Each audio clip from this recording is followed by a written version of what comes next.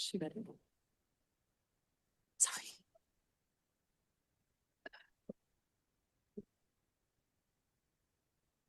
Calling to order the City Council regular business meeting of Tuesday, March 10th, 2026. We have two council members absent. Oh, sorry, we have one remote briefly, the mayor.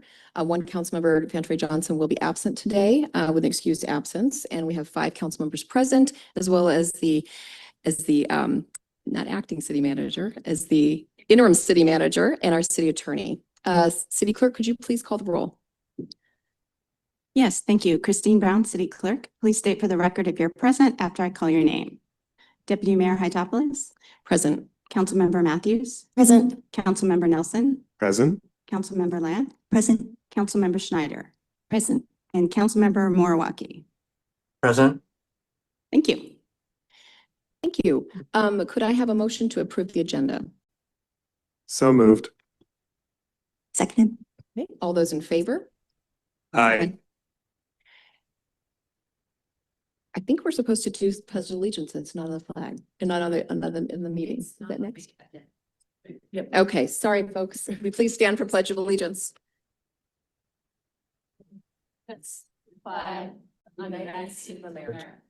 And to the republic for which it stands, one nation, under God, indivisible, with liberty and justice for all. I'm going to quickly ask if there are any conflicts of interest to declare. And seeing none, I believe we do want to move on to the land acknowledgement. And that will be read by Councilmember Nelson. Every part of this soil is sacred in the estimation of my people. Every hillside, every valley, every plain and grove has been hollowed by some sad or happy event in days long vanished. We would like to begin by acknowledging that the land on which we gather is within the ancestral territory of the Suquamish people of clear salt water. Expert fishermen, canoe builders, and basket weavers, the Suquamish live in harmony with the lands and waterways along Washington's central Salish Sea, as they have for thousands of years. Here the Suquamish live and protect the land and waters of their ancestors for future generations, as promised by the Point Elliott Treaty of 1855. Thank you. Next up, we have 2 presentations. The first one, Nidito Nayoni, and please forgive me if I mispronounce that, Let It Not Happen Again, will be read by the mayor, Councilmember Mayor Morawaki. Thank you, Deputy Mayor, and my honor to read this proclamation. A proclamation by the City Council of the City of Bainbridge Island, Washington, declaring March 30th, 2026 as Nidito Nayoni Let It Not Happen Again Day.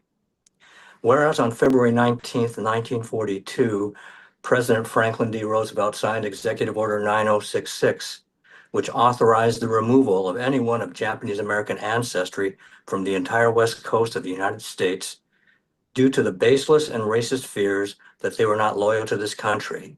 And the first exclusion area designated was Bainbridge Island.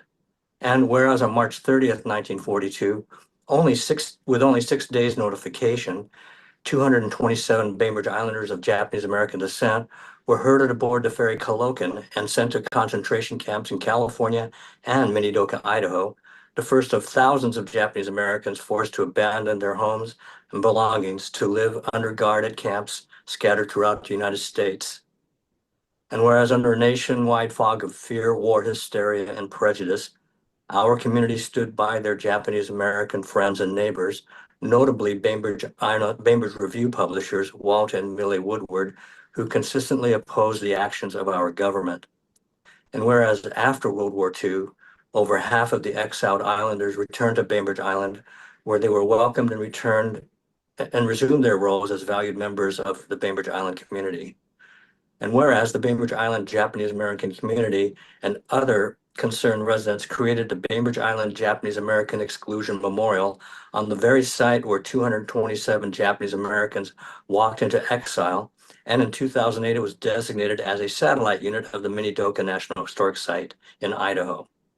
And whereas the mission of the Japanese American Exclusion Memorial is Nidito Nayoni, Let It Not Happen Again, which serves as both an aspiration and a call to action. And whereas the Alien Enemies Act of 1798 allowed the unconscionable events of Japanese exclusion, and also for today's unjust acts of prejudice, assault, and death against immigrants of color and those who protect them. Now I, Clarence Moriwaki, Mayor of the City of Bainbridge Island, on behalf of the City Council, do hereby proclaim March 30th, 2026 as the Noto Nayoni Let It Happen Again Day in the City of Bainbridge Island, and urge Islanders to speak to this issue and attend a commemoration event with the theme Remember Me. We have lived with the scars of Japanese American exclusion for many years. We have not forgotten, and we insist that this history not repeat itself. Dated 10th day of March 2026, signed by me, Mayor Clarence Moriwaki. And to present this, to receive this proclamation is the president of the Bainbridge Island Japanese American community, Carol Wrights. And I would invite all of my colleagues on the dais to please join her in the presentation of that proclamation.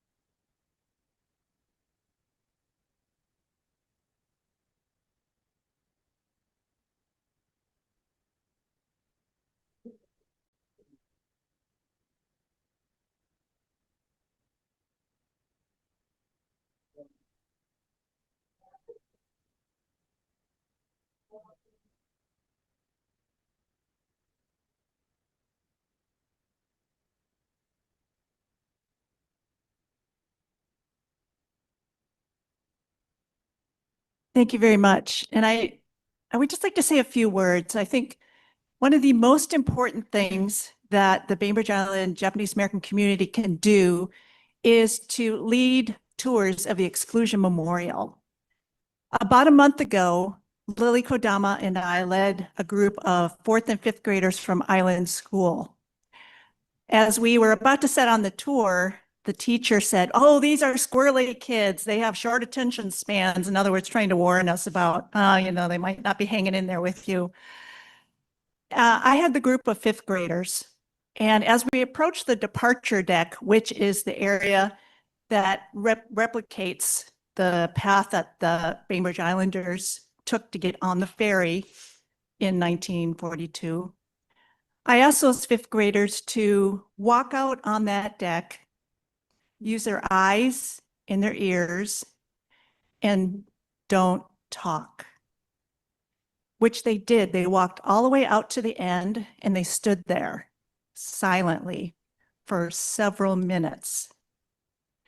They came back and I asked them, and I could tell that they were quite moved by that experience. I said, "Well, what did you experience? What were you feeling?" And one 5th grader said, "My knees were weak and I felt sick to my stomach." I said, "Well, that is empathy. That's what you are feeling. And that is the most important thing that you can do in order to go forward and make a difference." And it was obvious those other kids were feeling the same way. So I feel very hopeful for that next generation, if this is an example of what we can look forward to. So thank you. And we do learn from our history. The other thing is I was in Minneapolis, and the Minnesotans have learned from the riots and the destruction that happened after George Floyd. So they've learned from that history, knowing that that's not the best way to gain support. And that's why they are consciously doing their work peacefully, and it's making a difference. So we do learn from our history. Thank you.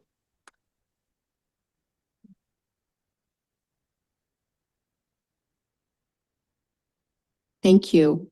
The next presentation will be declaring March 2026 as Women's History Month, and that will be read by Councilmember Matthews. Thank you, Deputy Mayor. A proclamation by the City Council of the City of Bainbridge Island, Washington, declaring the month of March 2026 as Women's History Month. Whereas Women's History Month was first celebrated after being petitioned by the National Women's History Project in 1987, and it serves to recognize and celebrate the vital role that women and girls play in the United States culture, history, and society. And whereas the City of Bainbridge Island recognizes womanhood and girlhood as being inclusive of transgender, non-binary, and intersex women and girls. And whereas we all have a better, more promising future when women and girls reach their full potential. And whereas the full participation of women is a foundational tenet of democracy. And whereas women, often women of color, have been on the front lines fighting for and securing equal rights and opportunity throughout our country's history of abolitionists, civil rights leaders, suffragists, and labor activists. And whereas women and girls continue to lead as advocates for reproductive rights, champions of racial justice, and LGBTQI plus equality, and whereas despite the contributions of women and advancements in policy and law, women and girls continue to face systemic barriers to full and equal participation in our economy and society, including the stripping away of constitutional rights to make decisions about their own bodies. And whereas young people, such as members of Bainbridge High School's Feminist Forum, are raising their voices in service of women's rights. And whereas the City of Bainbridge Island's majority Women's City Council is committed to promoting fairness for and the safety of all women and girls in this jurisdiction and beyond. Now, therefore, I, Ashley Matthews, on behalf of Clarence Marawaki, Mayor of the City of Bainbridge Island, on behalf of the City Council, do hereby proclaim the month of March shall be known as Women's History Month in the City of Bainbridge Island in order to reflect on, honor, and celebrate the essential roles of women and girls in history and today, and urge all Bainbridge Island residents to do so. Dated this 10th day of March, 2026. And I'm going to ask my female members, sorry to leave you out, council member, my female members to join me in presenting this to the members of Bainbridge High School's Feminist Forum Club.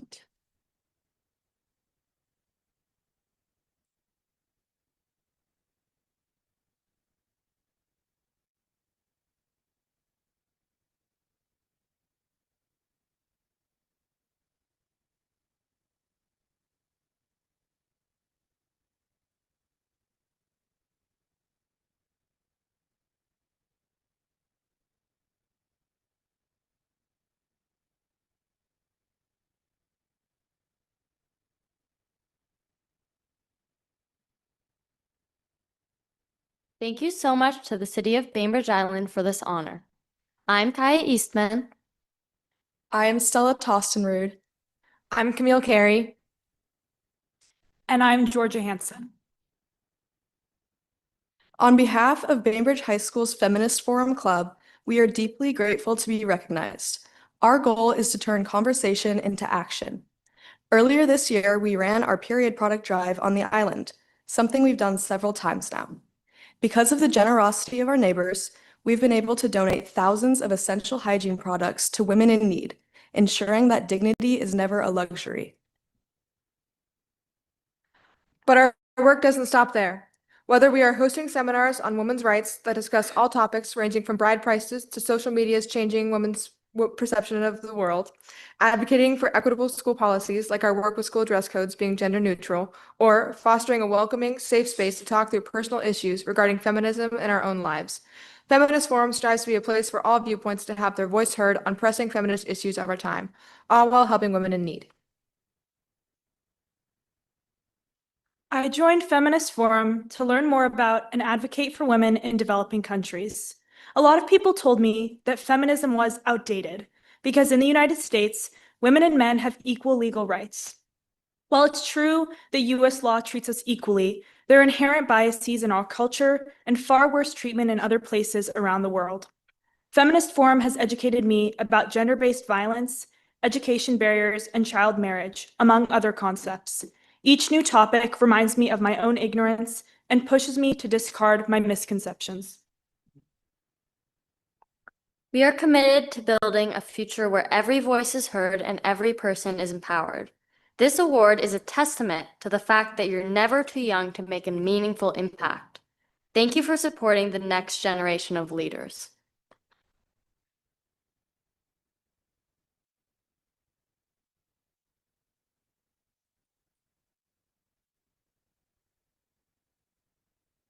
Okay, next up is public comment. In-person public comment is accepted this time on any topic of public interest. Each commenter will have 3 minutes to speak. Public comment is received by the council without response, and council cannot deliberate on items that are not on the agenda. The lack of comment is not an endorsement or a denial of the comment.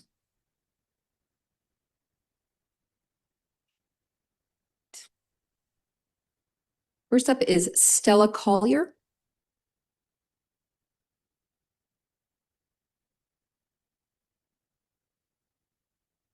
Good evening. Thank you, council members, staff who are present, audience, thank you.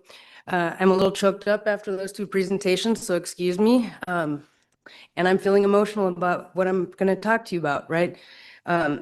With all due respect, I don't want to be here. I've already had a full day of work and I'd rather be at home with my family eating dinner. But I'm here fighting for a living wage for me and my union members who work here for the city. Our union contract expired on December 31st, and we are now in March 10th, and we have yet to have a contract. I don't know what is happening at the bargaining table. I'm not there. I am just a thankful recipient of what happens there. Something or somebody is putting a stop to our reasonable requests, right? Perfectly reasonable requests. We're not going to get rich by what we're asking for. We're certainly not going to empty the city coffers or make the city go bankrupt, right?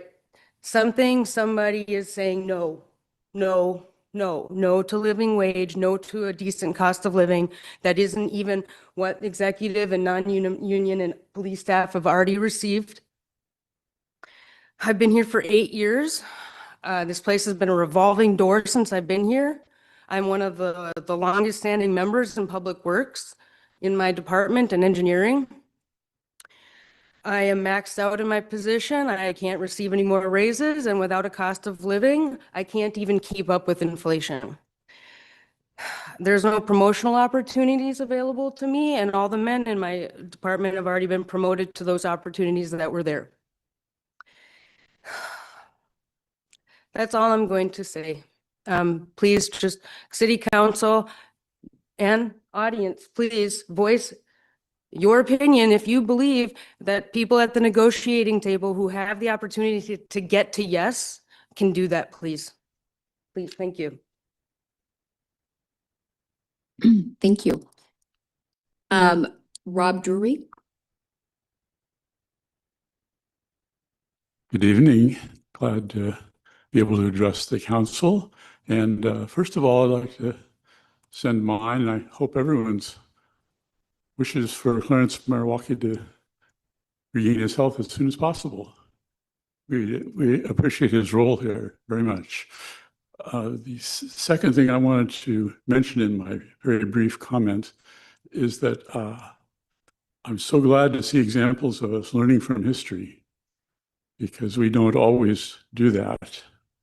And my observation of the agenda tonight, I noticed that an important development isn't mentioned. There was a letter sent to the city council by a group of citizens, an ad hoc group of citizens called Responsible Bainbridge. And I hope earnestly that council is able to review that letter carefully and respond to it. Obviously, that might take some time, and tonight, obviously, it isn't being addressed. But I would very much appreciate that being an item. I know that the council can't respond to anything I'm asking tonight, but I can keep observing and hope to see a response to the points that were raised in that letter, because they're very significant points, I believe. And I think that's the extent of my comment. Thank you. Thank you. Pam Churchill.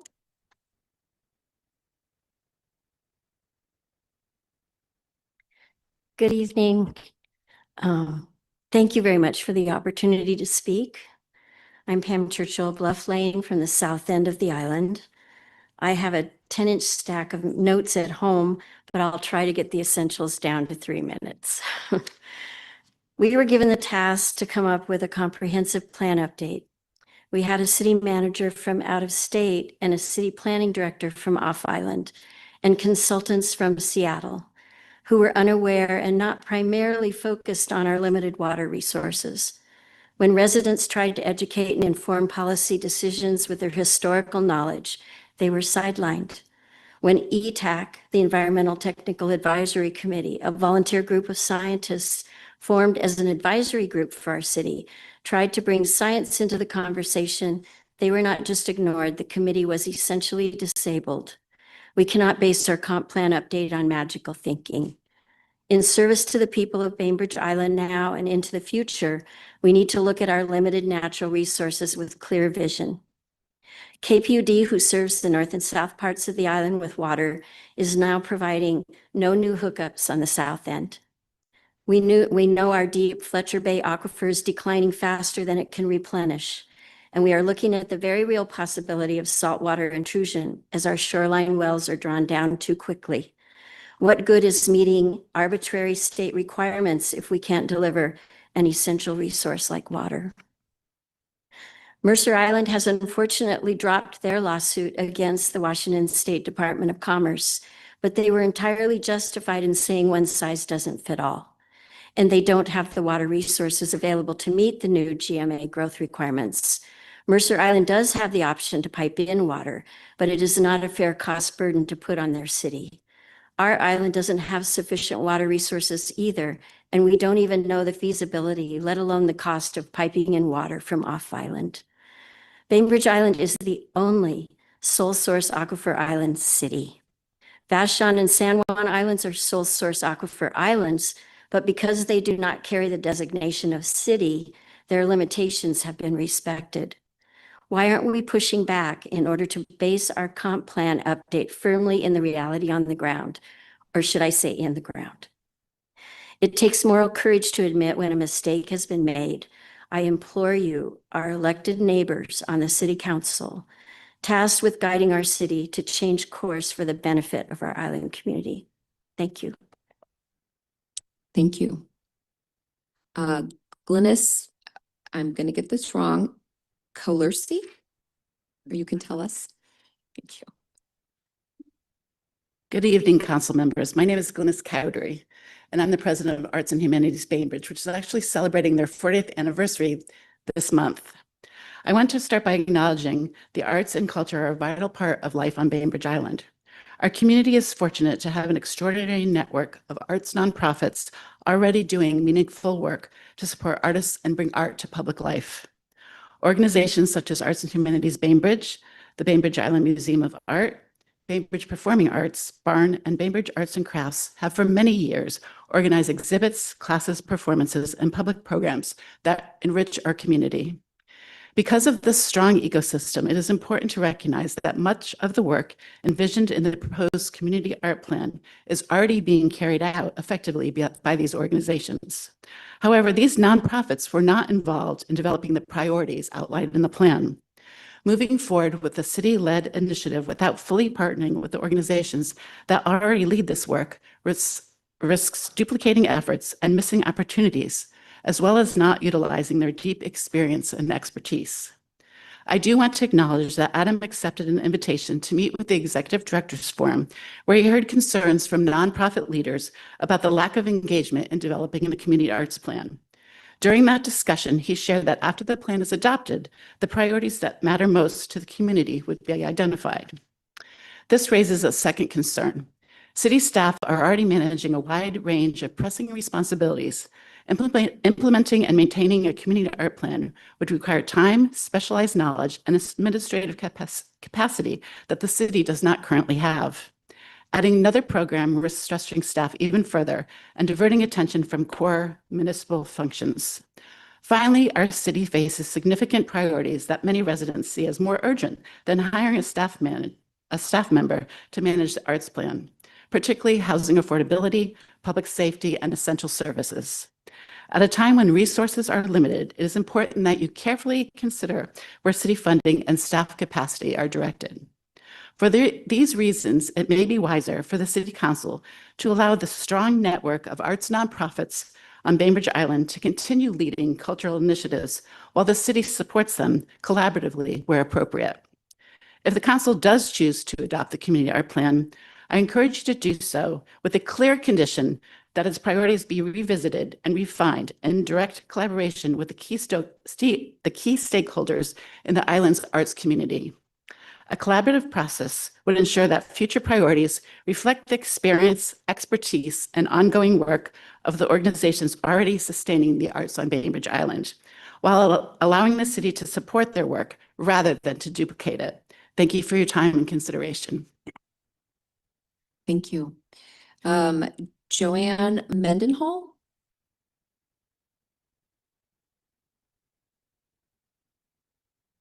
Thank you. Yes, I'm Joanne Mendenhall. I'm an associate planner with the City of Bainbridge Island. I'm also a member of the union's bargaining committee.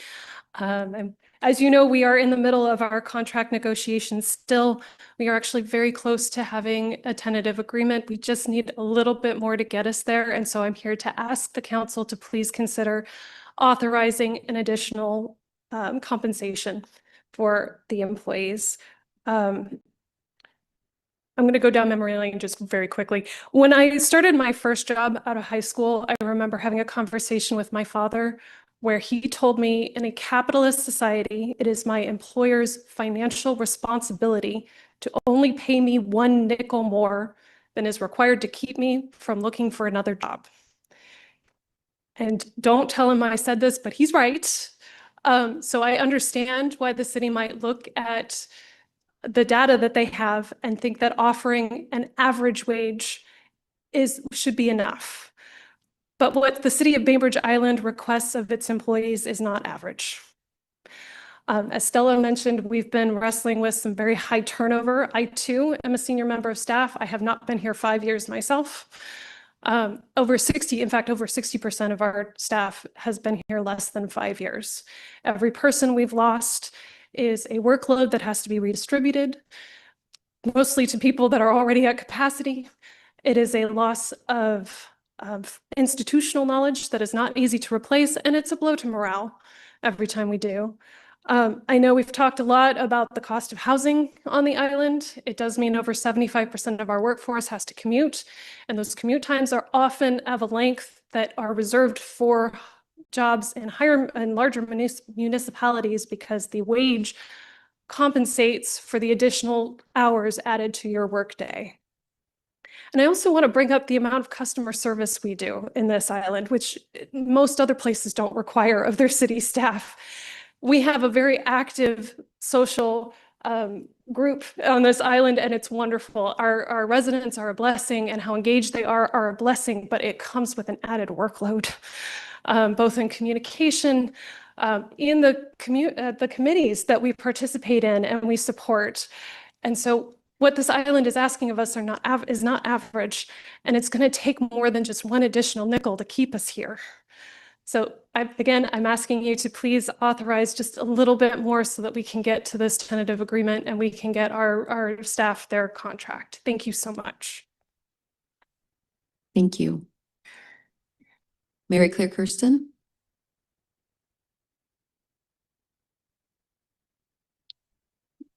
Good evening.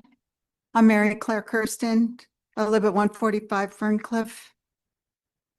I'd like to start this evening by saying thank you to Mike Nelson, who posted a thoughtful response to REACT's rewriting of the guiding principles. It was a breath of fresh air to see such transparency after the last 2 opaque years. And I hope we see more of it. Perhaps you remember my commenting a number of times about the unsustainable drawdown of our island's sole source aquifer. Remember that? Your citizens, your constituents remember how a number of you never looked us in the eye as we were speaking about our water issues, which had become apparent based upon scientific fact. And we remember that there were some of you who slouched down behind your computers so they actually wouldn't have to look at us. From my memory, you never broached the subject of our depleting aquifers after our comments, even though we were trying to push you along. The council was in dereliction of their duty to steward an important, finite, natural resource. Now, roughly a year later, we have received word that KPUD will no longer accept new hookups on the south end of the island, and South Enders will have to cut their watering in half. Maybe that got your attention. We can only hope. During all this time, you steadfastly refused to allow ETAC to meet. On that committee were 3 excellent hydrogeologists with PhDs. I'm frustrated and I'm angry at you. Please see to it that you make sure our EPA designated sole source aquifers unsustainable drawdown is addressed and is addressed now. You've known for a year. Convene ETAC and its experts and listen to and follow their guidance. Thank you. Thank you. Bevan Taylor.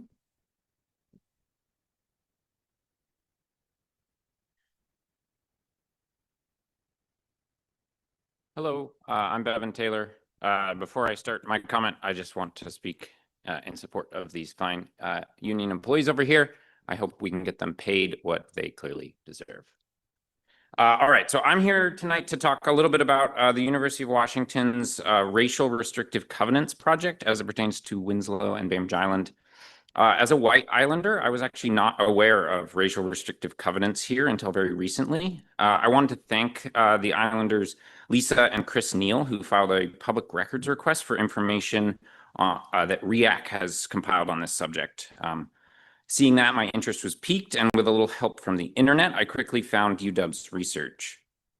So thank you to REAC, to the Neals, and to Council. I think it's great that we're all learning here together.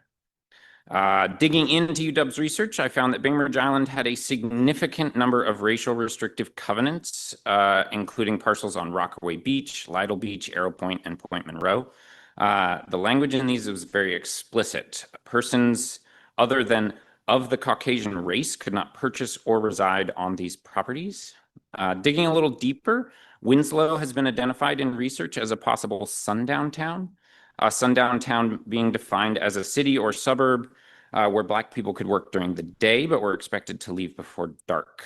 Prior to the passage of the Fair Housing Act in 1968, sundown towns could enforce racial exclusion with both official and unofficial rules. After 1968, many places continued to exclude Black people and other racial minorities through unofficial means such as intimidation, harassment, and zoning laws that privileged more expensive types of housing. Researchers used census data from 1970 to identify towns with few or no Black households at that time. These towns were flagged as possible or suspected sundown towns, especially if they were within commuting distance of a known Black neighborhood. This was the case with Winslow, which had 0 Black households and was within commuting distance of Bremerton, which had nearly 300. I was interested to learn that, in fact, all municipalities currently under selected review through the HAA have been identified as possible sundown towns. In 1970, the total number of Black households in cities under selected review was 6. most like Winslow had 0, with DuPont having 1 and Breyer having 5. There's clearly more to this story, and I myself am still learning, but I find this information compelling and relevant because today Bainbridge Island, and Winslow specifically, still has a class of people who arrive here every morning to work and are gone again by day's end. This is a different kind of sundown town, one no longer based specifically on race, but with clear through lines to the old and ugly prejudice of anti-Black racism. I think it's time we acknowledge this and work to address it. Thank you very much. Thank you. Is there anyone else in the room who would like to make public comment? Ron Peltier?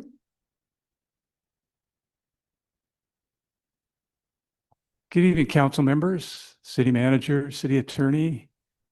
I think you could always use a little bit of love right now. I want to thank you for last year approving a peer review of the groundwater management plan of the draft. Really appreciate that. And I also want to thank you for hiring the peer reviewers to finish the groundwater management plan. I do want to respond to something I just heard. The inference that Bainbridge Island is a racist community. I think that is untrue. Bainbridge Island used to have some racism, and it still probably does. When I was growing up here in the 60s, I think this is probably one of the least racist communities in the whole state.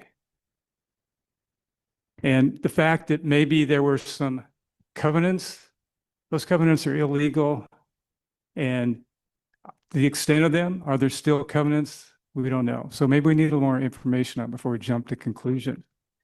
I want to comment on one of your agenda items, that is agenda item 7B. You're going to receive a report on the Department of Ecology's audit of the city's compliance with the National Pollution Discharge Elimination System. I hope you'll ask lots of questions.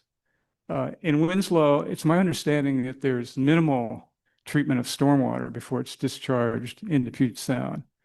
And this would be a great opportunity to get some more information from the Public Works Director on that.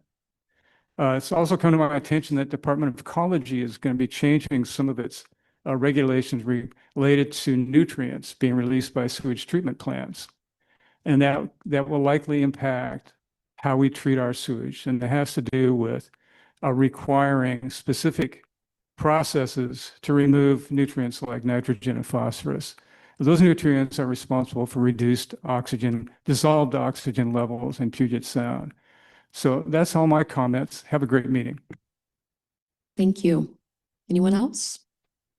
And is there anyone online? Okay. That concludes public comment. Next up is the consent agenda. Do we have a motion to approve? Could I pull item 5D for a quick explanation? Sure. Could I have a motion for the remainder of the items? Yeah, I move to approve the consent agenda minus agenda item 5D. I second. All those in favor? Aye. Unanimous. Councilmember Nelson, go ahead. Just a quick explanation from the interim city manager to make sure that I know what this is about. Sure. If I think maybe. I know mine's. Oh, is yours moving on? There we go. Thank you. Yeah, so this is the carry forward ordinance. This is part of our 2-year financial plan. That means that there are items that were budgeted in 2025, but not quite completed. So they are being brought forward into 2026, the second year of our financial plan. And so that's where you'll see the items, either unspent items such as the balance of council contingency, or we have some annual roads work we'll be doing this year, or work contracts that are currently encumbered or set aside that have not yet been finished. You would see a much smaller amount going from 26 into 27 as the 2-year financial plan would have been completed. Okay, I move to adopt ordinance number 2026-02 as presented. Second. All those in favor? Aye. Aye. Unanimously approved. City manager's report. Thank you. And thank you for the question, Councilmember Nelson. Always happy to talk about budget. So I just have two quick items to comment on here in the city manager's report. The first is that I want to briefly address an exchange that happened at a meeting that was held here in this room last week. We had moments of disruptive comments at that meeting, which I want to acknowledge.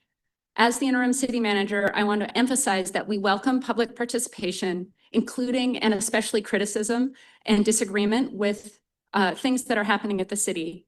The city values hearing from our residents, and we recognize and appreciate people coming with strong views and differing perspectives. That engagement is essential to our government. And at the same time, I want to express my appreciation for our staff who work hard to create a space where everyone can be heard, and underline that they deserve an environment that allows them to do their jobs effectively, in which they both offer and receive respectful input.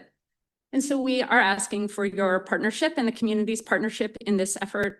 We look forward to continued in-public involvement. We are working hard to increase the ways that we connect with our community, and we appreciate everyone's efforts to keep our meetings constructive, both in meetings and online. And thank you for that opportunity to say that. Secondly, I want to provide a quick update on the Head of the Bay project, also on everybody's mind. The city continues work on what are called curbed islands, the raised areas, also raised bike lanes and bike and roadway paving. This work is expected to continue through about the 20th of March, which we are also anticipating to be the day that the lights come down and the last day of the 24-hour one-lane configuration. We are expecting intermittent one-lane closures during the day only for about a month after that until late March 24th. And then beginning in May, we are currently expecting a pause in activity, which we will all welcome, while we are waiting for warmer and drier weather that flaggers can go home and stay inside. And then in late June, the entire roadway corridor from sort of the bottom part where Eagle Harbor and Buckland run all the way up to Ashbury, which is a court with a Ashbury court, which is on the way up the hill, will be treated with a pavement sealer. So the pavement corridor will be as clean and neat as we can get it, new striping, and we are working hard to see if we can do that at night to minimize the disruption to the community for that work.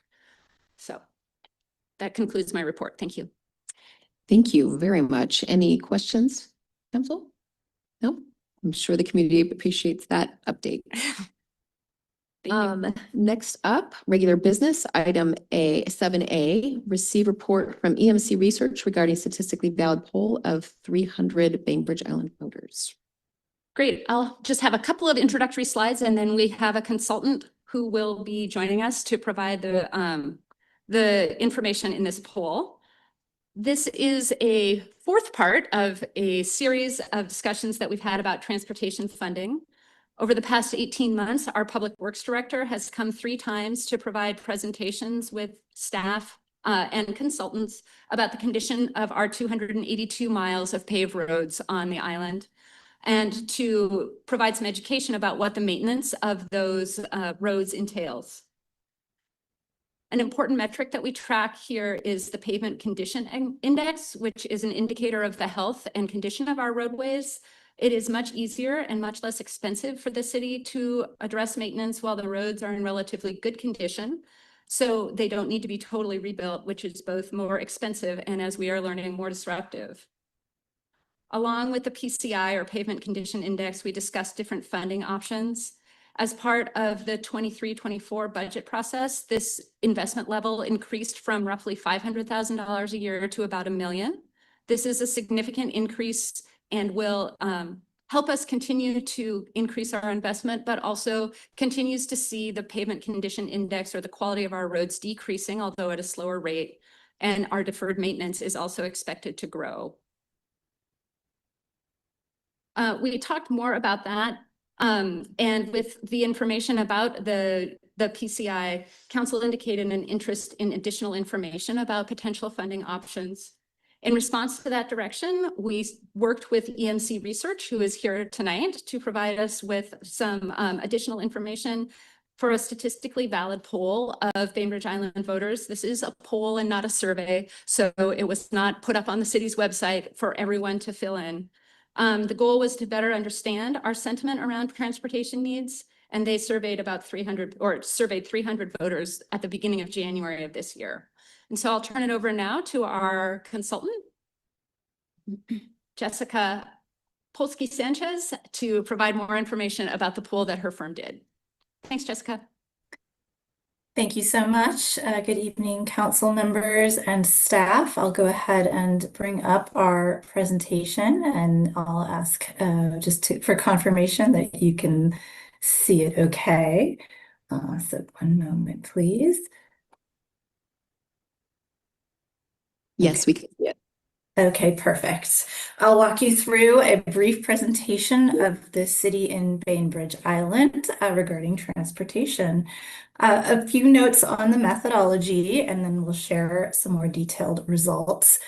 This survey was conducted in the city early January between the 7th and 14th of this year using mixed mode methodology. So that incorporates interviews done over the phone with live interviewers, as well as online by email or text invitation. So a random selection of residents were invited to complete the interview, either over the phone or online.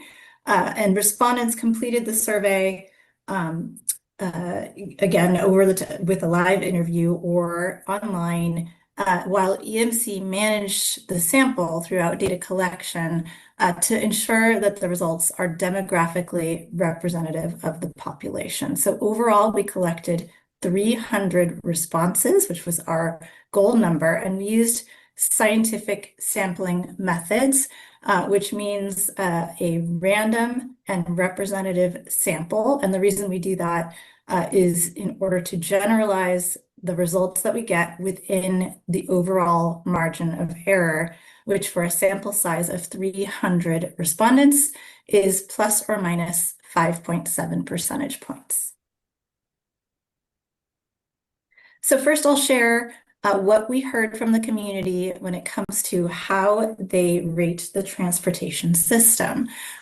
So several questions were presented to respondents, and we asked them to rate each of these items on the scale of excellent, good, only fair, or poor. And of course, they could skip the question if they simply couldn't answer. So all of the responses to these items shown here with the Bainbridge Island's transportation system overall at the top of this slide, you can see that 7% rate the transportation system as excellent, 52% as good, while 30% rated as only fair, and 11% poor.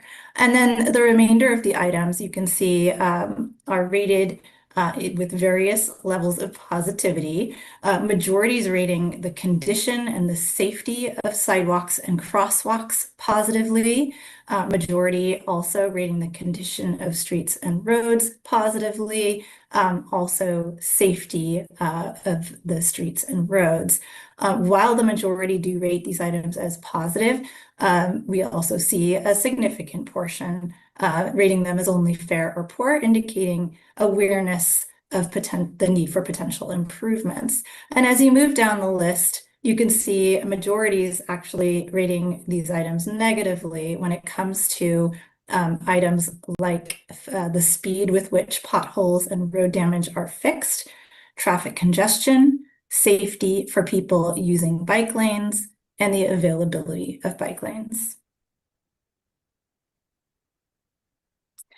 On this next slide, we are sharing local priorities when it comes to transportation issues. And so we asked respondents on a scale from 1 to 7, where 1 means it's a very low priority and 7 means it's a very high priority, how they would rate each of these items. And these were all presented in a randomized order for any given respondent, but we're showing them here based on the portion rating them as a priority. That's a 5, a 6, or a 7 on this 1 to 7 scale.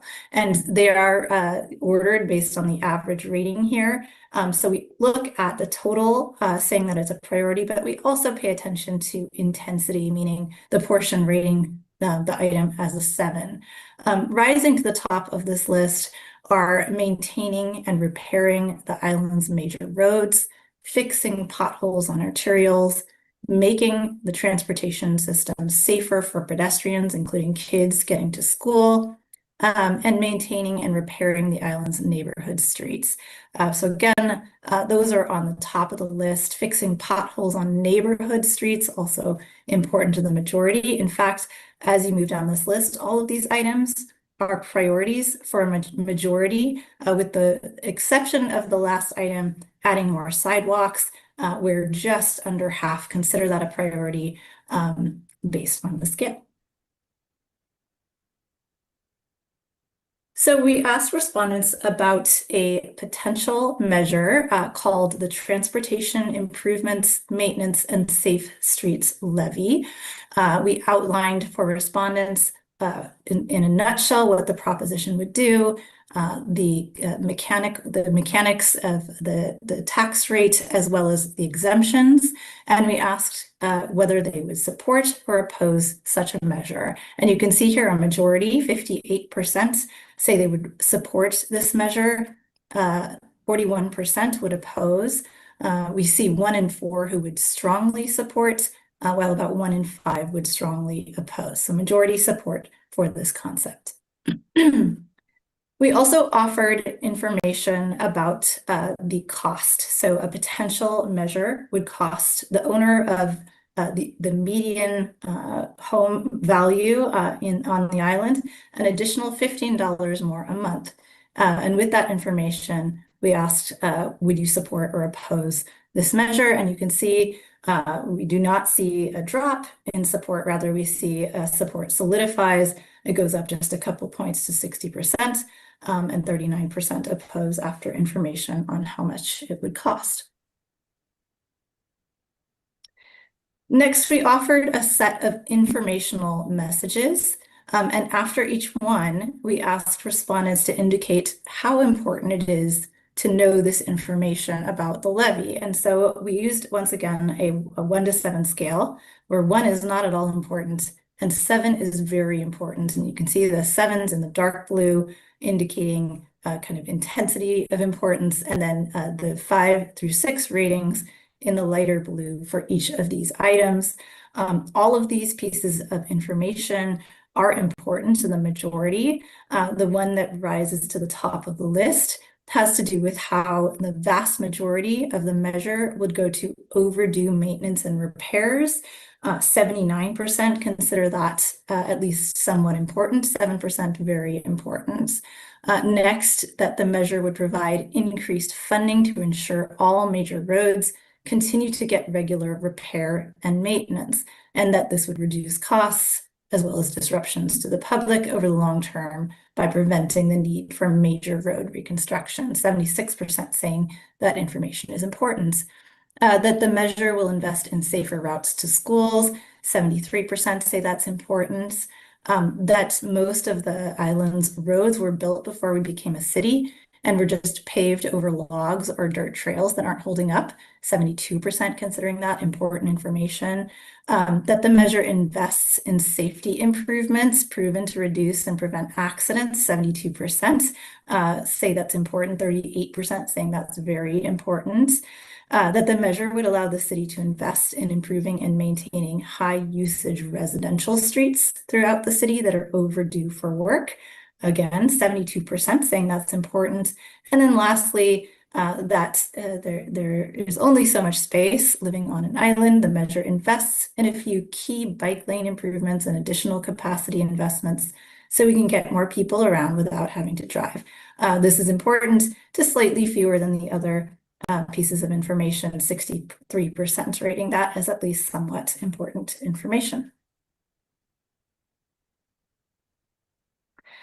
So after that information was presented, we once again asked respondents if they would support or oppose this potential measure. And you can see over the course of the survey, the top line there in the dark blue shows once again, initially 58% inclined to support this potential measure. That goes up to 60% after cost information. After all of this additional information, we see that go up very modestly to 62%. And then we offered something that you might hear from a critic of this potential measure, highlighting things like we already have plenty of money. This isn't what the city should be focusing on. The cost of living is already high. We should vote, this shouldn't be supported. And after that information from a potential critic, we do ask again, would you support or oppose this potential measure? And we do see support diminish with that statement to 56%, and opposition goes up to 44%. But it does remain above a simple majority throughout this survey, telling us that it certainly seems clear and fairly consistent that a majority of respondents and residents would support this potential measure. So that takes us to the end, and I'm happy to answer any questions. And I have my colleague here, Emerson Rogers, as well, who's happy to help answer questions. Thank you. It looks like we have a few questions, or at least one question so far. Councilmember Lant? Yeah. Thank you, Deputy Mayor. I have a couple questions. First of all, I don't know the difference between a poll and a survey.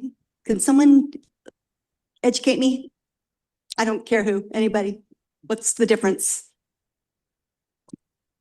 I was using poll versus survey to delineate between a survey being something that is open to anyone who wanted to answer it, and a poll being scientifically selected to mirror the potential results from an election. Thank you for that. I think that this poll, there was quite a few folks that wanted to complete it as if it was a survey, not realizing it was a poll. I actually received this poll myself, and I thought it was a scam. I didn't think it was legitimate. I walked my way through it. I actually had a neighbor reach out to me and ask me about it, and I said, don't do it. It's a scam. Later on, I found out it was not a scam. So my question is, out of 300 respondents, how many people were actually contacted to complete the survey and actually completed the survey, if that makes sense? I think that's good information, so that's good information. Yeah, there were 300 residents who completed the survey, so the data is reflected in this presentation. And indeed, the invitation to complete the survey, we do select a random sample from the community. So that's very intentional because, as I mentioned at the beginning, with random sampling and representativeness, basically these data are demographically representative of the population. These two factors allow us to generalize the results within an overall margin of error of plus or minus 5.7 percentage points. So very intentionally, we do not leave this open as a voluntary response. Again, it's for the purpose of being able to generalize the results to the overall population. And indeed, the invitations tend to be a bit vague, so we apologize that it seemed like a scam. It wasn't, as you know. The reason why we are vague in the invitations is actually to avoid any bias, because if we mention any more information, we might bias who would respond. We don't want to just hear from those who are most interested in this topic. We want to hear from a representative sample. Very good. Do you actually happen to keep details on how many people were actually reached out to?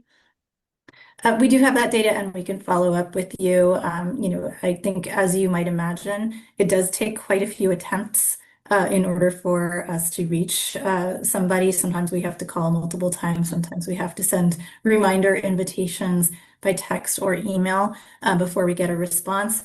Response rates tend to be typically pretty low, but we do this work all over the country. And we've been kind of tracking how results compare with response rates. And the good news is that with this scientific sampling, we have not seen the accuracy of data diminish, even as response rates have been going down in our industry. Wonderful. Thank you for that. And just one more question, and that is, how in this kind of a poll, how are the questions and the responses to the questions that the respondents get to choose. How is that created? Because that was a critical, many emails that I received, that the choices that folks wanted to provide weren't given to them to offer. And so it felt like a very pointed and directed poll.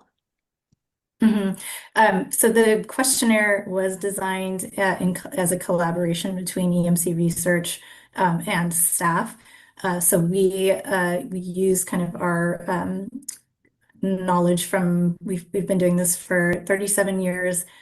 So a lot of the questions are designed based on the kind of format that we've developed that provides actionable and useful data. But it is very, very common for respondents, some respondents to say this question wasn't the way I wanted it to be. So usually you'll hear from, vocal members of the community who don't like this or that. That's very, very common, and we apologize for that. But for the most part, we did not get complaints coming back to us in the administration of the survey. So there was nothing alarming and nothing was not working properly.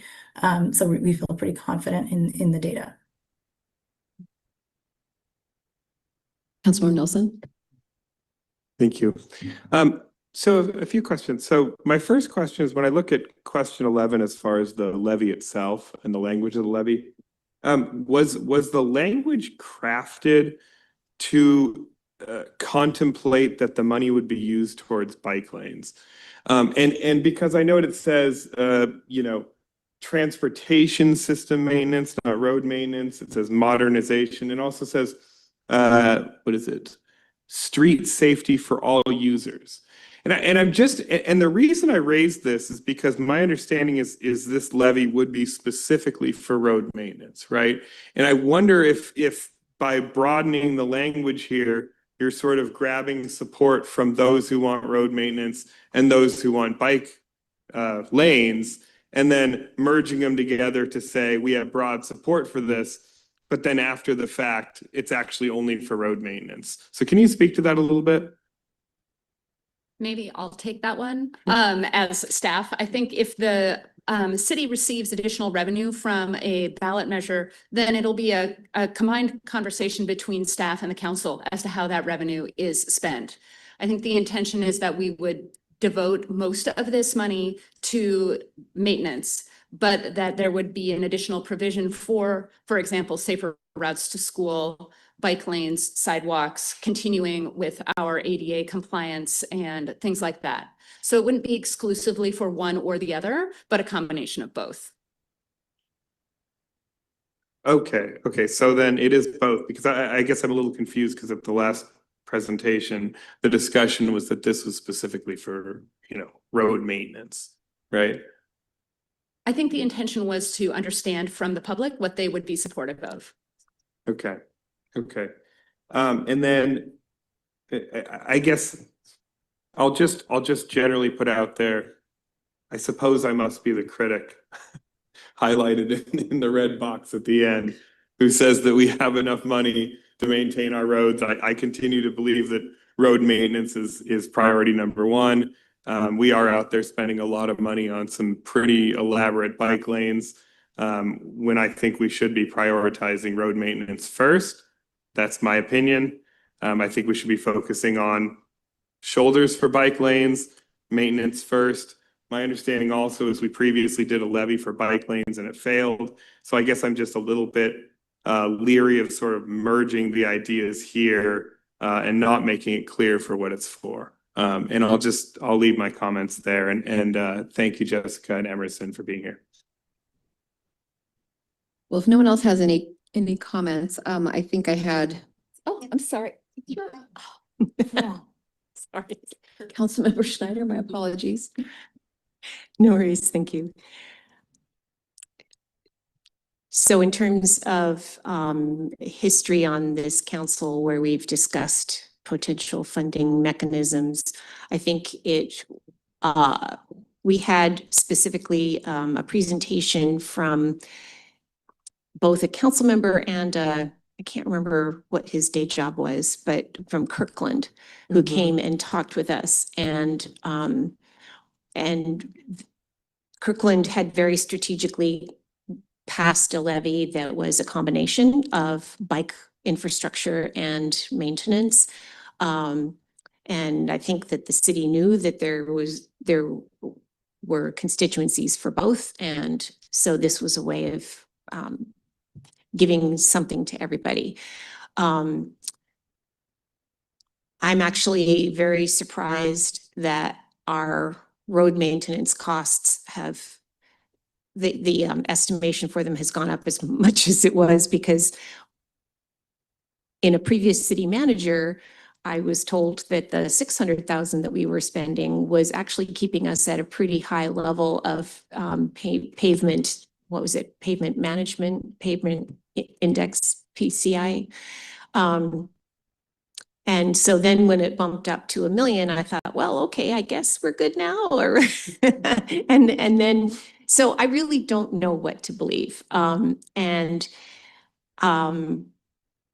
frustrated that sort of promises to the public, to residents for bicycle infrastructure over the years has just not happened at the pace that that bicycle advocates have felt was promised to them. And I'd be happy to share with anyone data that shows that a white stripe on a road creating a bike lane doesn't really create a sense of comfort and safety. That was in fact, what was expected in the past, but that's no longer how cities are doing things now. Sometimes widening the roads with bike lanes just makes traffic go faster because they perceive the road being wider, and then that actually makes it much less safe for pedestrians and bicyclists. So obviously I had the exact opposite feeling in going over this, where it felt like the statements were very pro pavement maintenance, and sort of tucked in there were a few statements about a little bit of, pennies found in the couch for bicyclists and pedestrians. I'm a little bit on my soapbox here, but counting children, counting seniors who can no longer drive, counting people who don't want to drive. There's, depending on how you look at it, there's about 25 to 30% of all people who don't drive in a city. And so having the vast majority of spending like this focused on roads that are only used by cars could be considered misappropriated. At least there's this other 30% that needs to be having their tax dollars spent as well. So, I'm just of a belief that is not shared by everyone, that the future of cities is we have to create more efficiency. We have to not focus so much on the scale of cars in our cities and focus more on the scale of humans in our cities. But that's my soapbox, so I'll get off now. Thank you. Councilmember Matthews. Thanks, Deputy Mayor. Thank you so much for being here, Emerson and Jessica. So just a little bit to go back a little bit, the survey was because council, after hearing the presentation from Director Wiersbicki several times, kept asking for more, that we wanted to hear from the public on how they would feel about a road maintenance levy on the ballot. And so this gives me the information that I need. It's very helpful. It seems like it's basically 50-50, I would say. And so it's sort of a roll of the dice. I think the ultimate survey is putting something on the ballot and letting the voters decide, but they should also know what they're deciding for. And so I think trust goes a lot into levies. And the only way that the public is going to approve a levy is if they trust the council and trust what the levy is for. And so for that reason, I would be really uncomfortable having the safety and bike things, and this is just my personal opinion, on this levy, because we And it's good to, a survey is a survey. Anything could be in a survey. We could ask if folks like yellow or pink, you know, it's a survey. But I think going forward in the levy, I would really like to see it focus on overdue maintenance and road maintenance. I think if right now folks really have roundabouts and lowered speed limits on their mind, and I think there are going to be a certain amount of folks who, if they see safety, are going to think that's that and automatically say no. So I think a lot of this has to do with how folks think about, you know, I think trust goes a long way. I do think a lot of the bike improvements are necessary and they are happening, but I think a lot of those are grant-based. And so I would just like us to see, and that's, I think, our council role anyway, us to really focus on what goes in the levy and what we want to see happen. Councilmember Land. Thank you. Thank you, Councilmember Matthews. I completely agree with your statement. I think keeping things, and also Councilmember Nelson, keeping things just very cut and dry, black and white, not merging non-motorized and pavement repair and preservation, I think is pretty key. I also do think that this is part of the nuts and bolts that the city should be paying for without a levy. So I get a little worried as we look at the CIP and we see the number of non-motorized projects that are already in there, considering that those are kind of one-off projects versus a long continuum of maintenance that we need to keep planning for. I understand the need for wanting a solid base of money to make that work happen.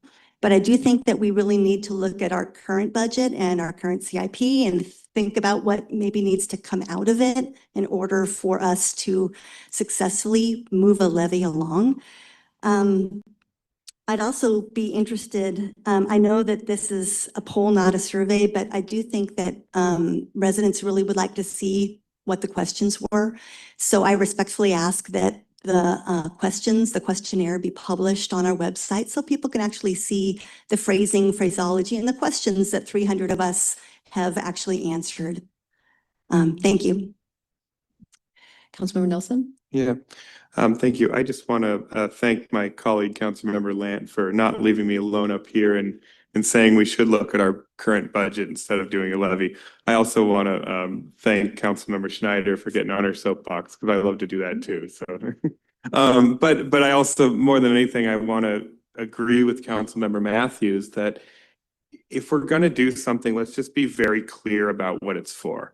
Right? Because I think that is a matter of trust for the people. If we say this is for road maintenance, let's put that in the levy and let's use it for that. I don't want it to sort of be wishy-washy. I'm not going to support the levy anyway, but if we're going to do it, let's not make it wishy-washy, right? Let's be very clear about it. Because again, I think this is a matter of public trust. Thank you, Deputy. And I guess I will just add a comment, and I do want to thank our presenters. I don't think I have any questions for you, but a comment, overarching comment. I think I agree with sort of the consensus here, a combination of it, which is I agree that I do think we will ultimately want to go for a levy. But, you know, we should also take a deeper dive and make sure, I think what I was hearing from Councilmember Lant, for example, is like, maybe we're doing both and we're making sure we're cleaning our own house first before we go to the, it sounds terrible, but to the public. But I think we are going to probably need a levy because I feel pretty certain from my time on council, we just really don't have the funding base to do the amount of work we need to do to catch up. And we know we've got affordable housing costs that are going to be coming to us, et cetera. So I will ultimately support a levy most likely focused on road maintenance and essential road maintenance. I did want to point out too that the opposition message, I mean, maybe, this week it would be helpful to see the exact wording, but the way it's phrased in here suggested to me that we had done a levy and hadn't handled the money well or something. So maybe I'm just misreading that, but it says that the city already tried this a few years back with a measure and that spent too much on bike lanes. So I don't know how it was phrased, but that would be interesting to know if people who don't pay a lot of attention weren't aware that we hadn't failed at a levy that had passed. And I guess the last thing I want to say is, I think I want to appreciate the product because listening to the concerns about where it went, it does make sense to me that it started off pretty high level about transportation, that could include all kinds of messy stuff and then drill down. Hopefully our levy messaging would be much, much clearer and specific, but it made sense to me for this process to kind of open up just general support for transportation. Anybody else have any comments or, yeah, Councilmember Nelson? Can I make a motion? Yeah, did we have a motion in the packet? I'm sorry. But I move that the council defer consideration of a levy until after we do our work on the budget to determine whether there's enough room in the budget and the extent to which we have room in the budget. Is there a second for that motion? I'm curious to know from staff, were we thinking we would be exploring this before that sort of timeline this year? Well, the intention today was to sort of square off this conversation, bring it back to you, to get your initial input, not to make any decisions. The next steps would be to decide if we do want to have a levy, how much it would be, where it would go, you know, to what purposes it would be, and then to think about which election you would want to target. And then there are county deadlines for when that would happen. Probably the earliest time that we could do this would be the general election in November, which would require a decision in June or July. So certainly before that time, you'll have significant budget information from Finance Director Pitts and also from the Public Works Director. And that's sort of the cadence of that information. So my comment would be, and I'm glad you mentioned the timing issue, Councilmember Nelson. My thought would be in looking at this is I don't want to actually undertake this with any real effort until we have the new city manager on board, who we're going to be, you know, working with during and after that, and get that person's opinion about our budget. Is our budget and is our capital improvement plan in good stead already? So does anyone here have an appetite for getting started on this before we kind of get that person caught up in the comp plan? I'm just kind of thinking, without making a motion, anyone thinking we're going to really be going at for this year? No, but I'd just like to piggyback on your statement that not only do we want the input of the new city manager, but I really want to have a council retreat and see what our real priorities are before we just start throwing stuff, one-offs out there. So I think we really need to figure out the council retreat to come at least parallel or before this goes to a levy conversation. No. Oh, yes. So I don't disagree with other considerations. I just would like to have a separate conversation on council before we make a decision about timing. So thank you. Absolutely agree. And I think it's, again, get us back to housing. I mean, by the time we're done with the comprehensive plan, how are we not going to be looking at some sort of funding that we're going to have to be doing for that? And that may very well be a levy. That's always been my concern as well. I know that's a whole political issue as well. City manager? So certainly we can bring this back to you. We can think about what the right timing is. So perhaps we'll defer this until the mayor and deputy mayor and I meet. We'll have a suggested timing and then come back to the council with that. Great, thank you. Okay, next item 7. Thank you to our consultants. Oh, yes. Oh, my gosh. I am so sorry. Yes, thank you. Thank you so much. Item 7B, receive report from the Washington State Department of Ecology Management audit of the city's compliance with the National Pollution Discharge Elimination System permit. Rolls right off the tongue, doesn't it? The city participates in ongoing review of our programs with several departments at the state. When this happens, we always want to share the results of the audit with the council and with the community. Our Public Works Director, Chris Worsbicky, is here tonight to share with you the results of a recent audit, which happened last fall, and bring you up to speed on what the city heard, what we're doing, and what is coming next. So I'll turn this over to Chris.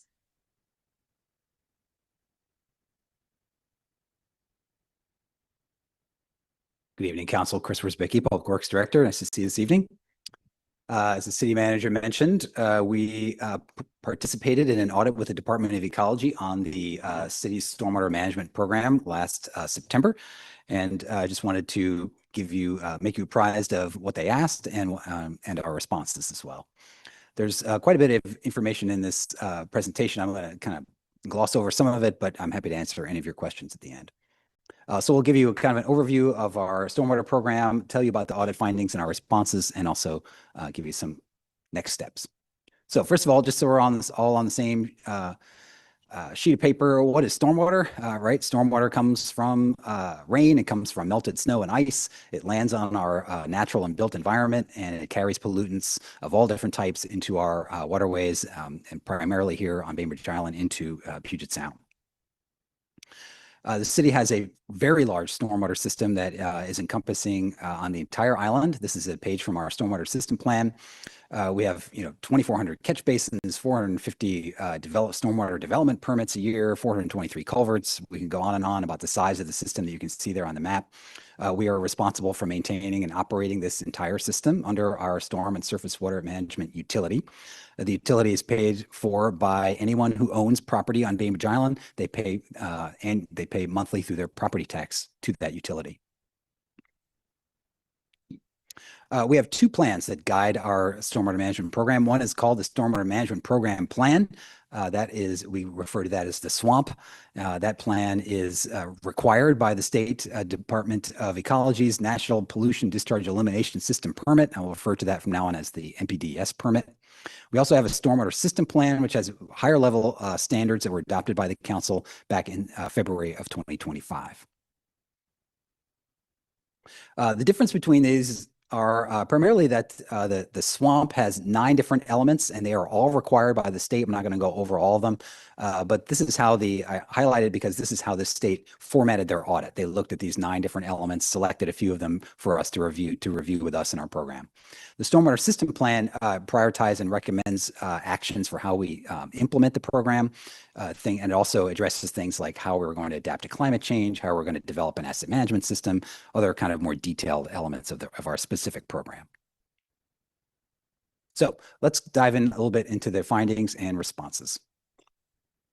So just in terms of the timeline, we got notice of this audit on July 17th of last year. We were informed that we were the first city in the state of Washington to receive an NPDES permit audit in many years, since the Department of Ecology had not done one prior to COVID, and I think several years before COVID.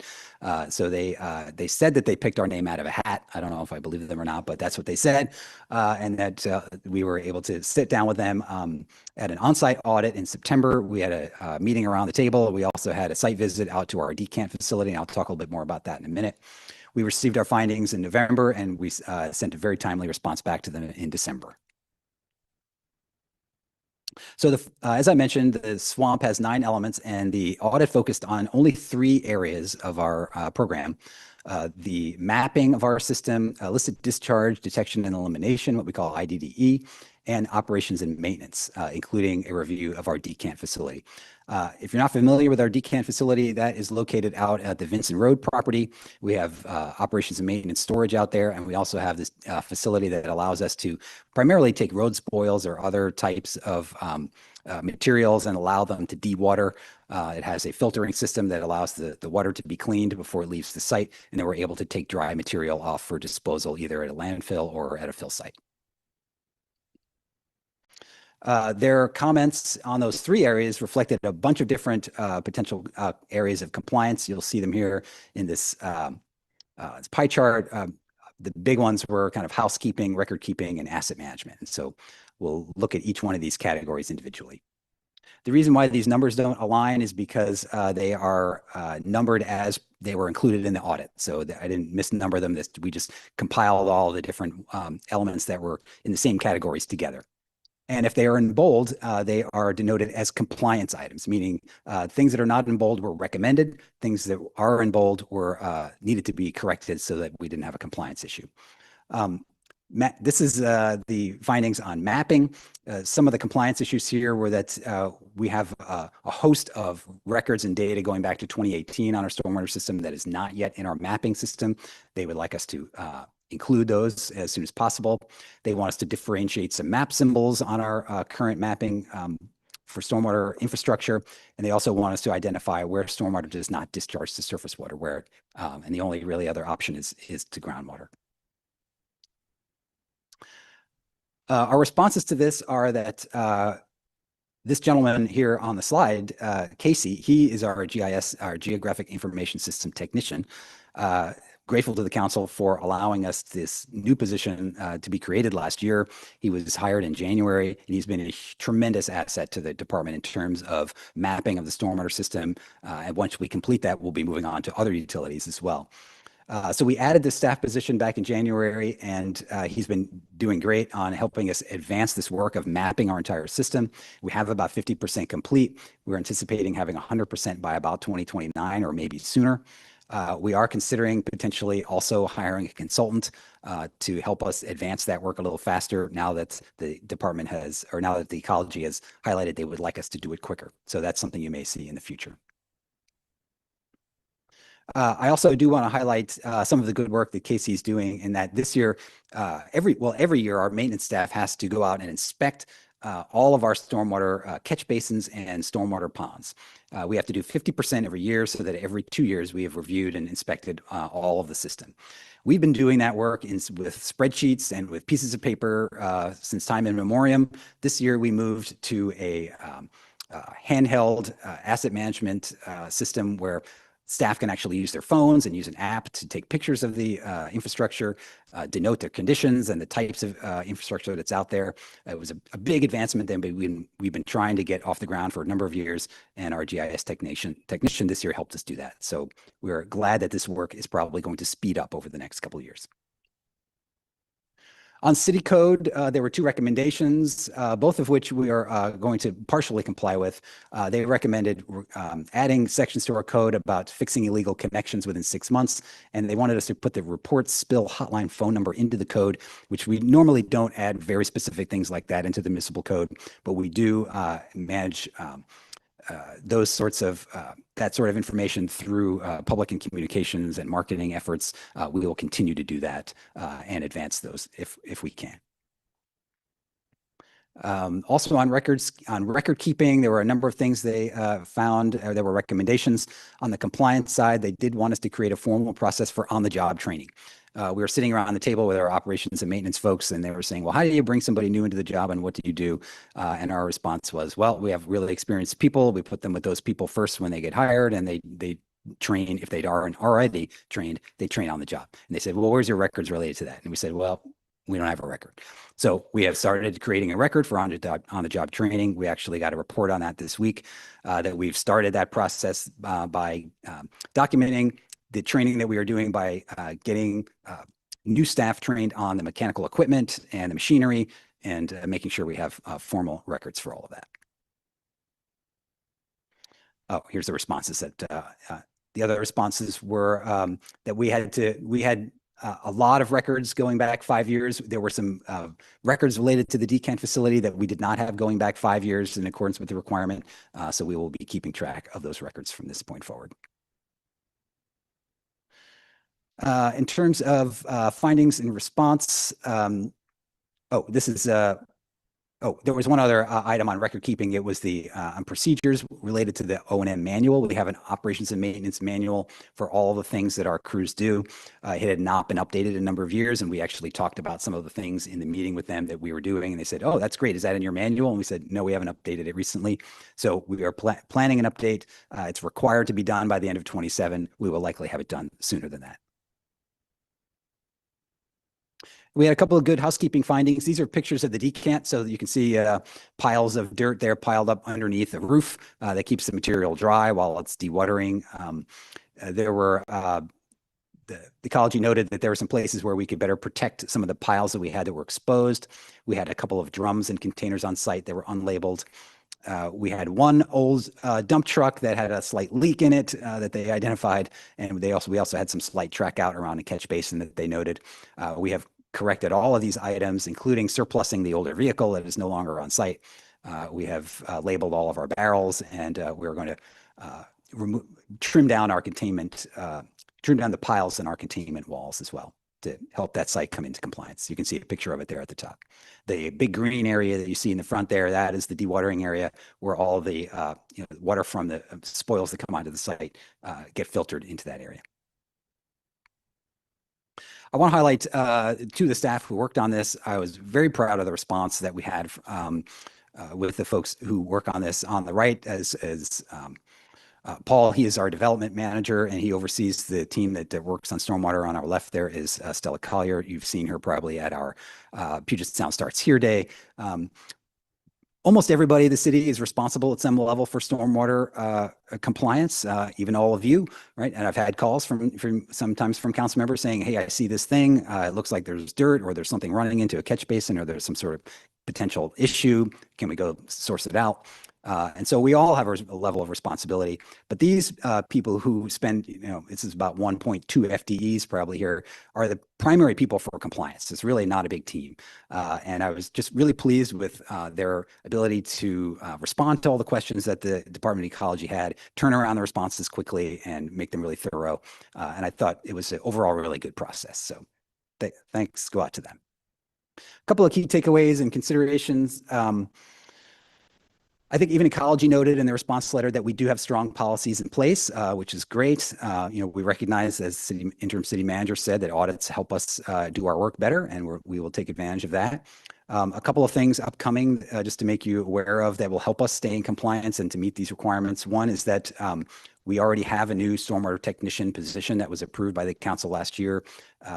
That it's approved for hiring this year. That position is being advertised right now. That person, one of their primary responsibilities will be implementing a new program under this permit called the Source Control Program, which we've discussed a couple of years ago. That is basically looking at commercial and industrial uses and making sure that they are meeting stormwater compliance issues. So that person we're looking for that person now. As I mentioned, we may be asking you to support some consulting help to get our mapping advanced a little bit quicker. And as we talked about in the rate study about maybe not quite a year ago, we learned that as we were looking at the stormwater utility and the revenue that we received there was a surplus in revenue that could potentially support additional staff members without any additional increase in rates beyond inflation. So we will be making a proposal to the council in 27 and 28 for maintenance staff expansion with that revenue source. To be able to do a better job with taking care of our infrastructure, in particular, replacing infrastructure that right now we are paying contractors to do for us that sometimes can cost us 2 or 3 times as much. If we had more staff, we could do some of that work ourselves and save, make up for some of the cost of the staff themselves. So those are things coming forward as it relates to this audit. And with that, I'm happy to hear your discussion and answer any questions. Thank you. Thank you. Council? Question. Councilmember Matthews? Thanks, Deputy Mayor. Thank you so much for your presentation, Director Rosbicki. And I kept seeing you, Stella, in the presentation, and it brought home so much of what you said earlier. So thank you for still being here. So I just had a couple questions about what the cost would be to, first of all, if you know what the consultant would cost, and then how much what were the grant funds that we've received so far?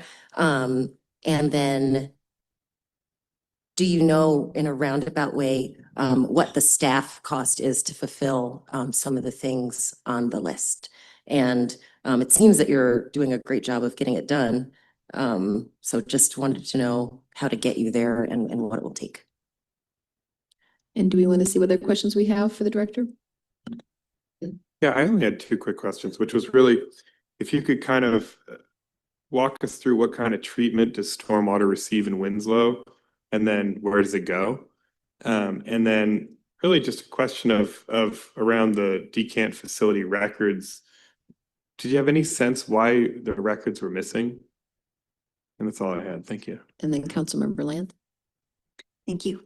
I'm just curious how we had an oversight in rates that resulted in a FTE being possible with no further funding on the city's part.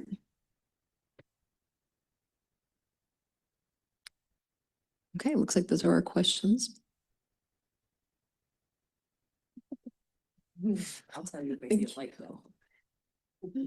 Thank you for those. And thank you for highlighting the fact that we do receive grant funds for the stormwater program from the state. We receive them fairly regularly. We just received another biennial grant for about $130,000. We the way that we've been, that's what's a reimbursable grant. So that we submit at the end of the year for expenses and then we get the money. In the past, probably 2 years or more, we have submitted reimbursement for the staff costs that we have presently. And so that, helps us pay for those staff, but we also have a dedicated revenue source for those staff. So we have a bit of a grant surplus to be able to pay for additional services or other types of programs. Our big problem has been the capacity to implement those things because we don't have enough, we have money to do things, but not enough consistent money to have the people to manage those things. So that's where the money for consulting would potentially come from is some of those grant sources, and we would identify that to the council if we bring a contract forward. In terms of what it costs to manage this program effectively, I think we are definitely getting there. We have the GIS person, we have a new source control person, which is great. It's really essentially doubling our office staff on this particular program. The place that we are still looking for additional support is out in the field, is to be able to have some more operations crew members to be able to complete a full unit or group of folks that could do larger infrastructure replacement projects for us. And that kind of gets to the address Councilmember Lance's question next. I wouldn't necessarily refer to it as an oversight. It's more of a just a consistent underspending of that funding, partially because we don't have enough staff to be able to get the programs off the ground and fulfill the full amount of spending that we would like to. So part of getting these staff on board is helping us have the capacity to do more implementation. Lastly, Councilmember Nelson wanted to know more about treatment in Winslow.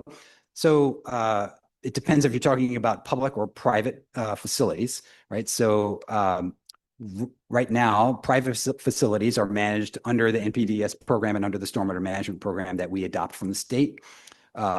We have staff that ensure that those projects meet all those stormwater requirements when they are developed as new.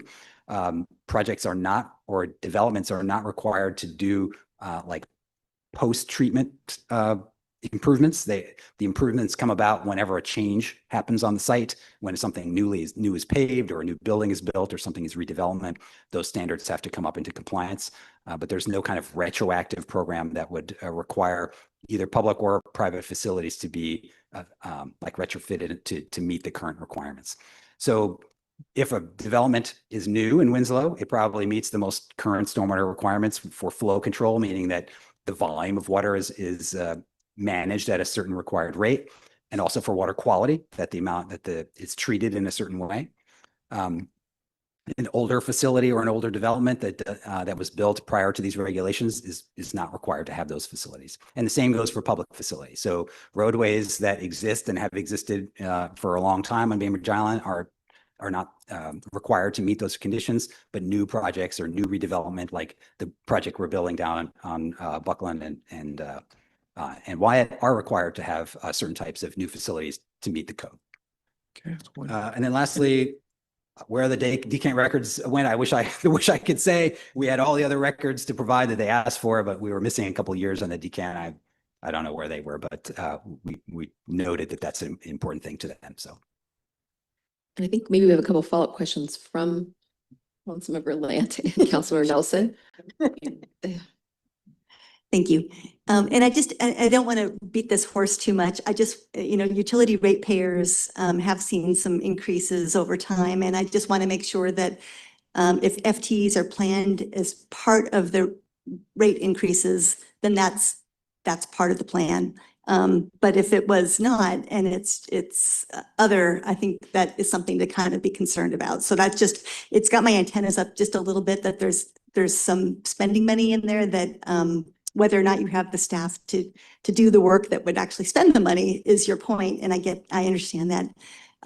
But to devote a whole FTE to that in that scenario, it just has my antennas up a little bit. And we might want to check in with, I don't know if the city manager as well on that. I was just going to say, I don't know if that's something that you would like to weigh in, and since it's a budget related question. Sure. Yeah, and I think that we certainly take very seriously the rates and the projects that match up with that. What I would expect is that we would review the rates against the projects, the consulting costs, the staff, and the repair and maintenance, and bring you the best balance of all of those things that we can. Your point's well taken. We'll certainly take a look at how that balance is working, and rest assured that it is always our intention to have the highest level of service at the lowest cost. And Councilmember Nelson. Chris, just briefly, what level of treatment in sort of the most recent projects, right, where they actually have to follow all the requirements, what level of treatment does the stormwater go through before it's discharged? And then where does it go? Well, the majority of our stormwater, well, all of our stormwater discharges to Puget Sound at some point. It's so if you noticed on that slide presentation, one of the things that the ecology wanted us to denote in our mapping was if there were outfalls that did not go to Puget Sound, because we just kind of, most things do. But there are some places that discharge just to groundwater or to some surface water body that doesn't have an outfall. But the majority of things discharge to Puget Sound eventually. And the level of treatment depends on the level of impact. The stormwater regulations have kind of gradated, provisions for flow control and water quality, depending on what type of facility it is, how big it is, what it's made of, those sorts of things. And we basically adopt the state's code wholesale. We have not gone above and beyond with our code. Our code doesn't stretch the state limitations at all, or the state regulations. We've just been basically adopting what the state has put forward. And I was gonna say, I think that was probably would be my one follow-up question was that. Sure. And so that is always a policy question for us. I mean, as much as we're pressed in so many ways financially, it sounds like we're doing what the minimum the state requires. That's correct. Any other questions or comments? No. Okay. Thank you very much, Director Wierzbicki.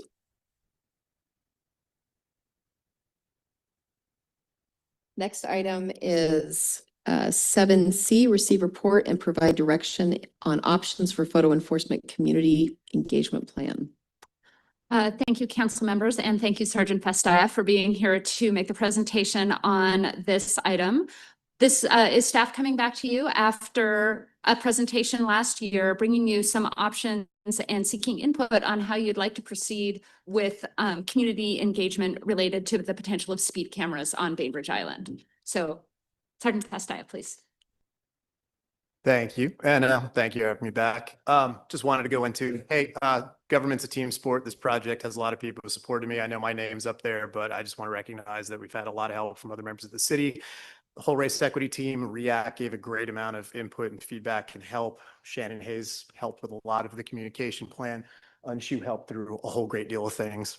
My chief was very supportive in assisting and looking up a lot of things and doing the writing for me, as I'm kind of new at this myself. So I'm up here, but all of them have put in a significant amount of work to help us get to this point. So let's get into it. So from a previous presentation, just it was last year, we have a couple new members. Speeding is the #1 complaint we received from the community from 2020 to 2025, and I anticipate 2026 as well. Our traffic studies identified 3 locations as a specific concern: the 12,000 block of Miller Road, the middle schools, Sakai and Woodward Middle at Sportsman's Club, and Blakely Elementary. Current data, we now have a pretty cool new program that lets us take live data from telemetrics of vehicles and cell phones to actually look at that statewide available to us. And what we're seeing on that program does support that we still have the same level of speeding and problems in those areas that we did last year.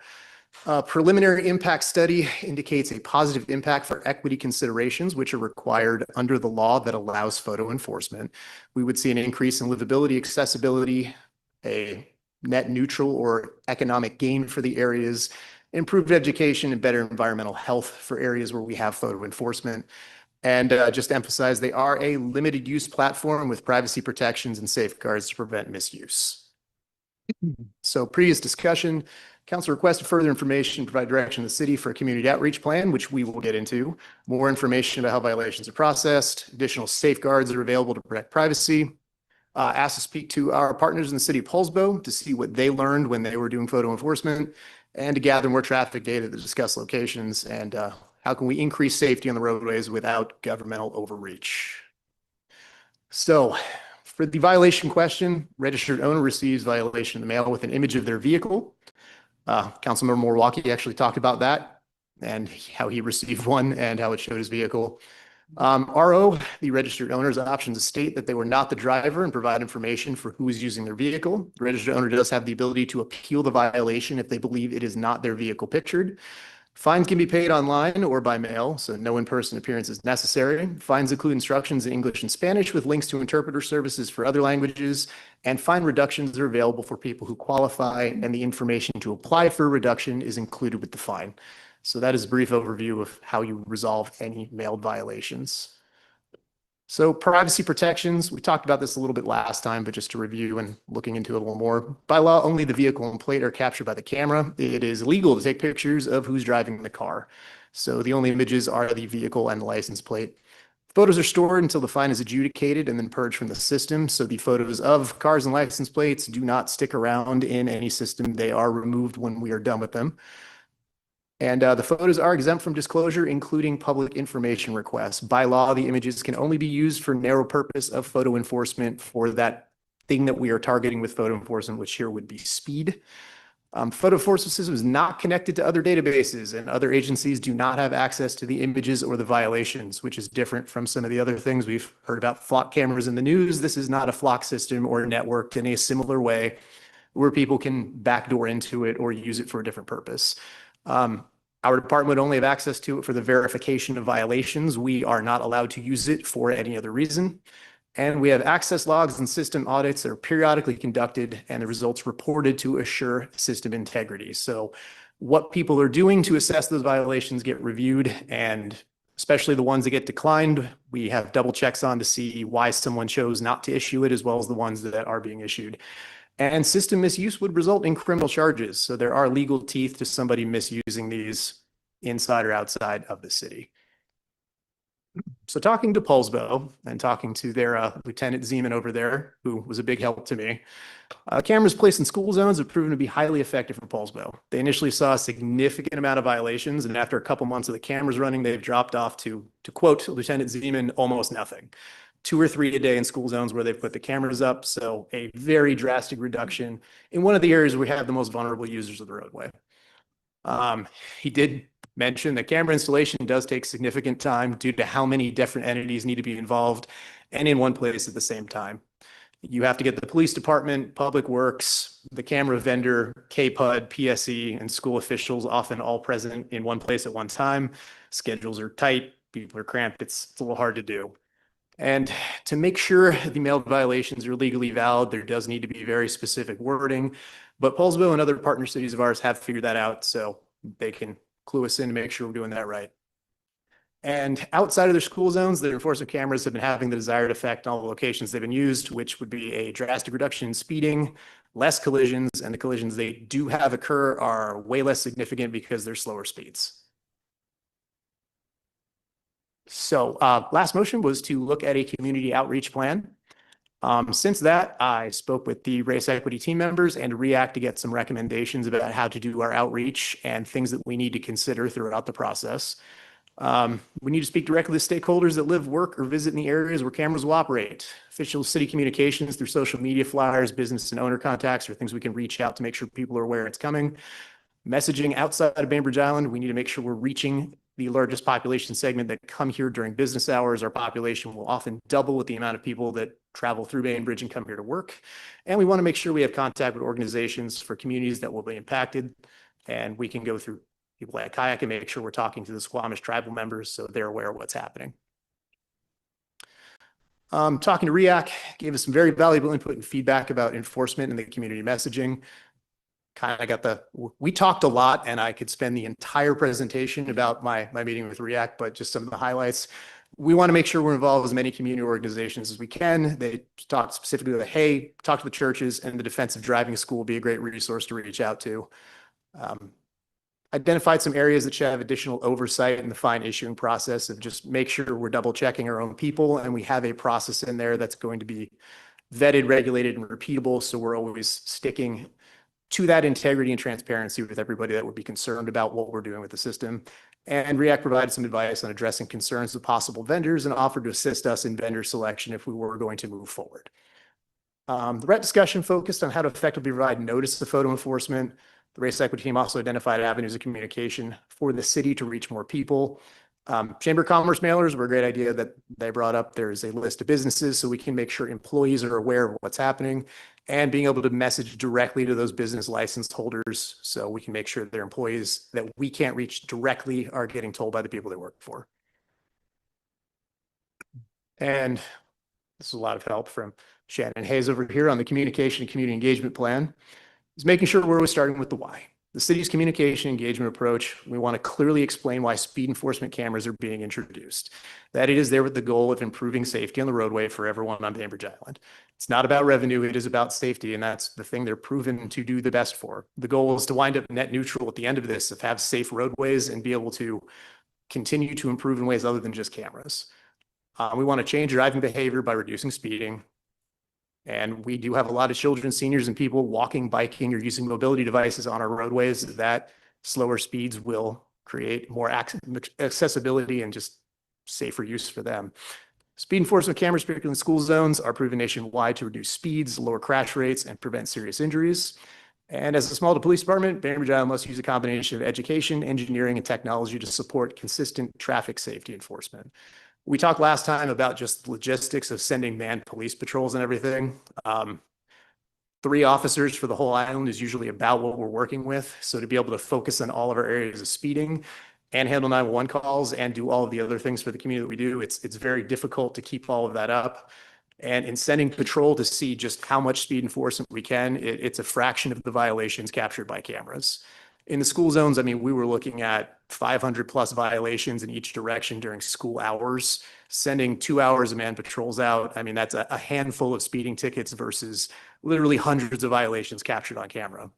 And the cameras are there when we're not. So people tend to drive a lot better when the police are there. We need them to be able to drive safer when we're not there as well. And we want to make sure to message that our programs reflecting the community values of safe, sustainable transportation, our walkability and rollability, shared responsibility, and Bainbridge Island's caring, community-oriented character. Be a very important part of our community outreach. So pre-implementation communication, as in before we've been given the go-ahead by council to move ahead, this is just the pre-stage that we're talking about here. Kind of have it broken down in the big bullet points here. Safety first outreach, including clear myth busting to explain, hey, here's what the cameras do, and kind of what I just talked about with the security and access to the system, so everyone knows what it is and most certainly what it is not, as I completely relate to the concerns some community members have, and that is not something we're looking to institute. Direct and stakeholder outreach, multilingual, all island mailers, targeted neighborhood notices, and a dedicated web page. We will coordinate with the schools, equity partners, first responders to make sure the fire department, everyone's able to help us spread the word as well as our businesses. And we would have community engagement opportunities, 2 in-person community meetings and 1 virtual event to share information, answer questions, and gather feedback. Those would be our events where we can meet with the community directly, and I could address any concerns and hear what they have to say, because people might have ideas we haven't thought of. And we want to make sure we gather that feedback too, so we can address what we can and see how we can best implement the program. To do this successfully, it would help to have some consultant support, which would be around or less than $15,000 of funding we would need for that, for limited outside assistance to strengthen early engagement and measure community sentiment. It's going to take a lot of people to do that other than the folks we already have on staff. We wear many hats here, and we could use some assistance to make sure we're getting this messaging done properly, because I think it's very important to make sure that we're capturing how people feel and making sure they're aware of what would be a significant change to some of the roadways. And if council elects to proceed, following completion of pre-implementation program engagement, a comprehensive plan will be developed to inform the community during the implementation phase. So if you elect to proceed and post our pre-implementation, we would be able to come back with a plan for going forward and all of the other logistical work and vendor selection and everything else that we need to go from there. So the quick cliff notes of it: if you give us approval, we can begin community engagement, continue to utilize the race equity toolkit throughout the process. It has been a valuable tool developed by Anshu that I've been using to make sure we're following that process throughout this project. And we'd be working with our stakeholders and advisory groups as the engagement plan progresses. So Not to be presumptive, but sometimes coming with motions can be a little complicated. So a little bit of help here, but yeah, a motion to consider is up there as well as the other option, no action requested at this time. And that's what I've got for you all today. So thank you. Thank you for the excellent presentation. Councilmember Lant. Yeah, fantastic presentation. I was impressed by the first one that you did at the end of last year as well. These are just kind of broad questions just for my own curiosity. You've got certain locations that are currently picked for implementation. If another location was identified, how long, what would the process be to implement, to order a new camera? And if there's such success in school zones, actually somebody reached out to me and said, please, let's talk about halilts as well. And I don't know exactly what what qualifies to actually have a camera like this, but if we want all the schools, and this does not cover all the schools, but that's something that people are really excited about, slowing traffic, especially by those elementary schools. And I am curious, what is the timeline, or what do you think the timeline would be between actually getting a ticket and having the camera snap you and getting a ticket in the mail? And that depends on the post office. I realize that as well. I get that. Those are my questions. Thank you so much. And Councilmember Schneider. Thank you, Deputy Mayor. My question is just about the pre-engagement stuff. So just in terms of the order of things, and at the moment, I'm highly in favor of this. I mean, we'll see how things roll out, but for the 15,000 and the other communications work order things that you're doing, is that assuming that we're going forward and it's to get I'm just confused on whether we're doing that pre-engagement to figure out whether we want to move forward, or are we doing it to help people understand that we are moving forward? Thank you. And Councilmember Matthews. Thanks, Deputy Mayor. Thank you so much for another really amazing presentation, Sergeant. You continue to blow me away with your presentation skills and your ability to really get the message, convey a really succinct and well thought out message. So thank you, even though you gave a lot of credit to your team. Thank you. So I just had a question for you, probably Chief too. Does this help you do your job? Is this something that would help you do your job? And then if this was something that we did not end up doing now, is there a way to say, I don't know, I'm a parent. And so I often say, if you don't, when she was younger, here's something I want you to do. It's your last chance. If you don't do it, then we're going to install cameras. I keep thinking of Hoboken, New Jersey. It is this, it's a city outside of New York City and New Jersey, a large city, and they have had 0 traffic fatalities since 2017. And that to me is just, first of all, wild and amazing, but something that I could see. Not that we have a lot of fatalities here, but I really see Bainbridge Island getting to get there. So yeah, that's my question. Would this help you do your job? I don't know. Don't really know how I feel about this. I know I would support them in school zones for sure. I don't know the larger island, but I think definitely school zones, if there's a way to start there with a really good rollout and really good engagement, as I see here, and maybe as a warning for everywhere else. Councilmember Nelson. Yeah, I'm struggling with this one from sort of a privacy standpoint, from a cybersecurity standpoint. I'm thinking of a world where, nothing's ever deleted. The photos are stored and then purged, but they're not really ever gone. And then there's this period of time, I mean, someone could hack into the system, couldn't they? And then what about What about the cameras themselves? Couldn't they hack into those? I was struck this morning when I was driving. I heard a story on NPR where they were talking about the Iran war, and they said that ahead of the invasion or ahead of the war beginning, Israel had actually hacked into all of the red light cameras to track the location of the supreme leader, which is how they knew where he was to do what they were going to do. And so in a world like this that we live in, can we truly have any assurance on the privacy point? Can we really truly have any assurance on the cybersecurity point? And so couldn't somebody hack into these cameras?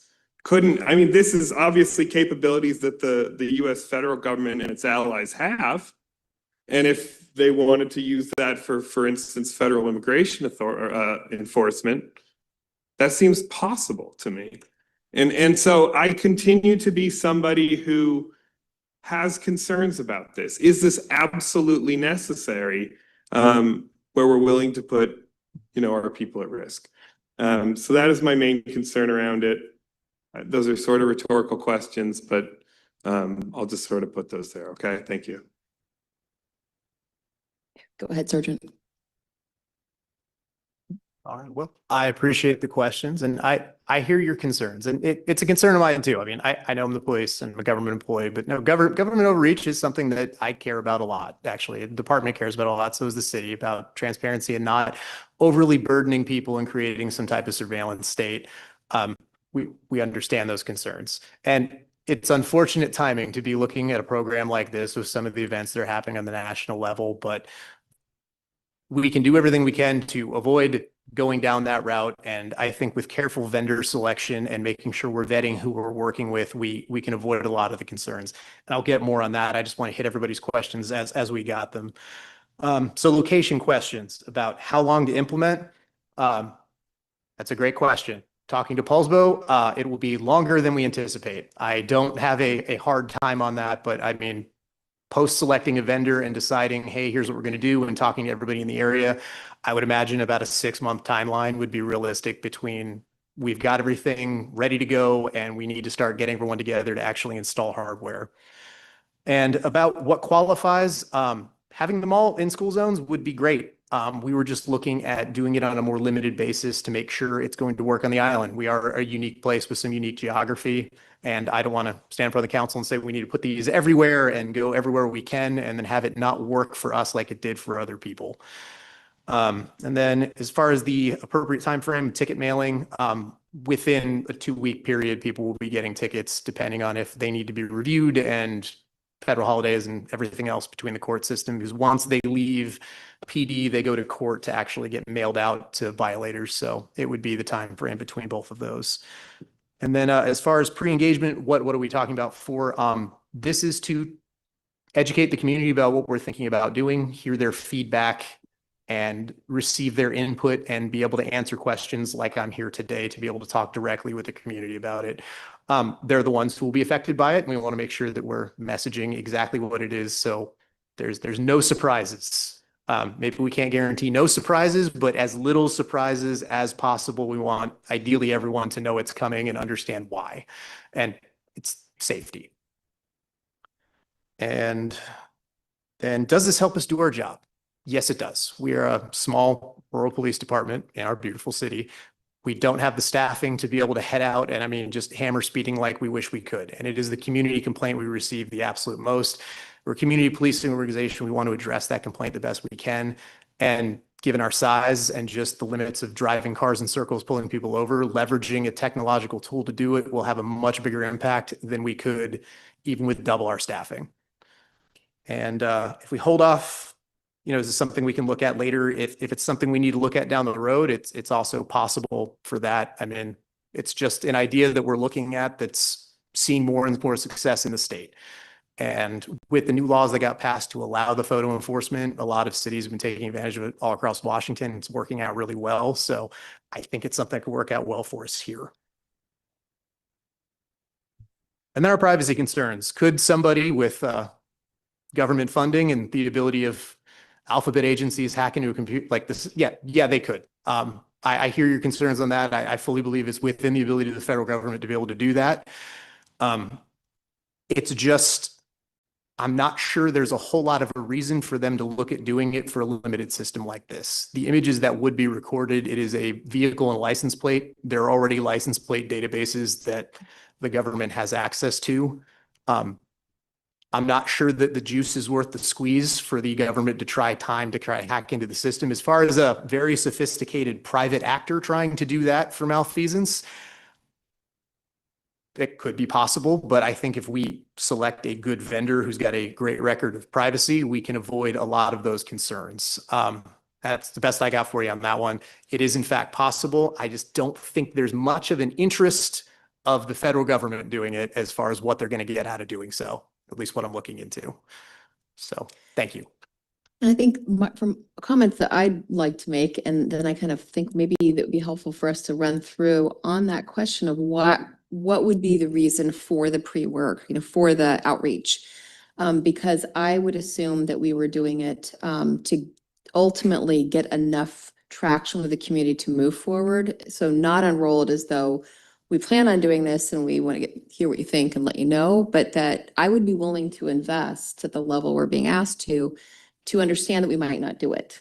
I actually would not be comfortable going forward with the assumption that we're doing it. And I just think the diversity of opinion up here, the different concerns, the need to deal with the speeding and the safety, the concerns about hacking into cameras, these are all, we just reflect the community's kind of diversity of opinions. And so I just wonder if maybe we could figure out, would we be open to the motion that we see before us? And would it depend on exactly that, on what we think we're doing with it? I think that was maybe Leslie's question.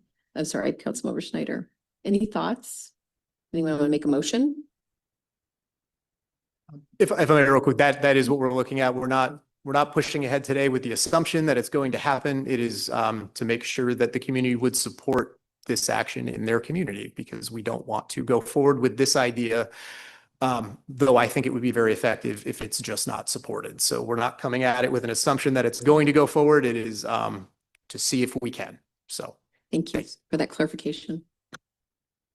Anyone? Councilmember Schneider? I can make the motion. I move to authorize the interim city manager to engage a consultant or firm in an amount not to exceed $15,000 to support pre-implementation communication and community engagement for an automated traffic safety camera program.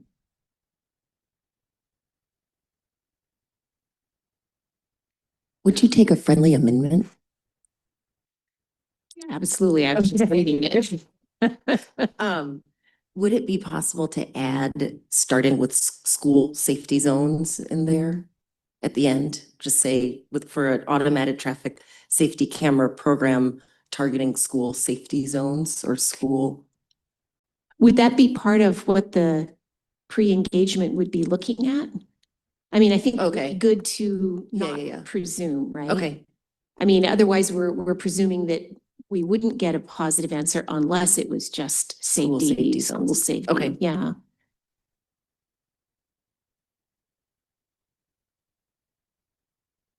I second the motion. Any further discussion or comments? Councilmember Nelson? Yeah, I just want to say that I don't support this for many of the reasons I stated. And even if it was in addition to just hacking and getting the images, you could hack and use the camera to take new pictures and get new images. And even if you're talking about in school zones, that makes me even more nervous. A teacher at my kid's school actually just fled to Mexico because they were afraid of federal immigration enforcement, right? So I don't support this, and I don't think we should move forward with this. And so I'm just going to lodge my objection on that point there.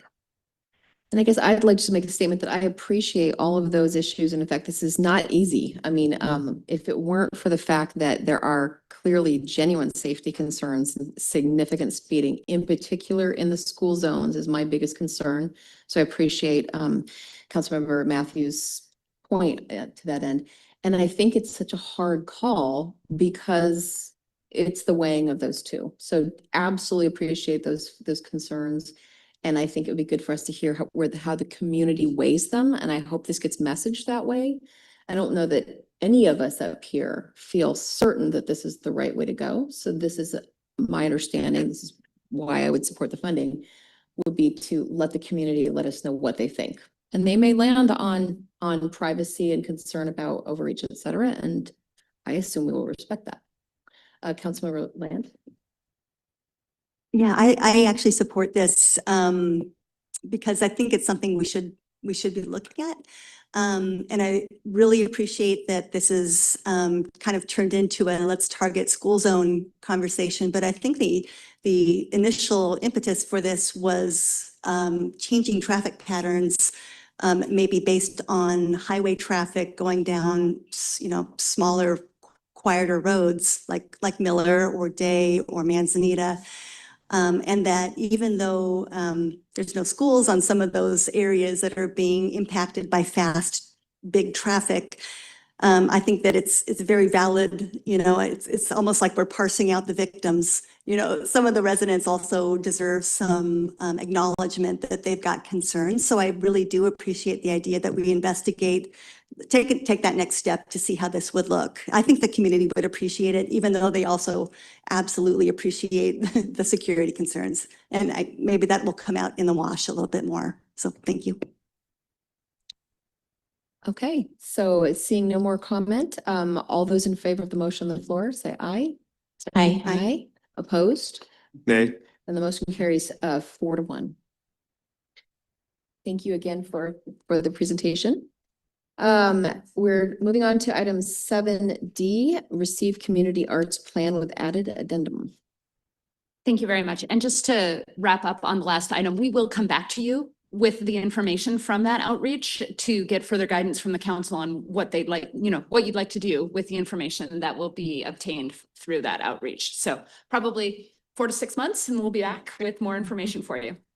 The next item, thank you, Deputy Mayor, is to receive the community arts plan. This is an item which has come to council a couple of times over the years, most recently in July of last summer.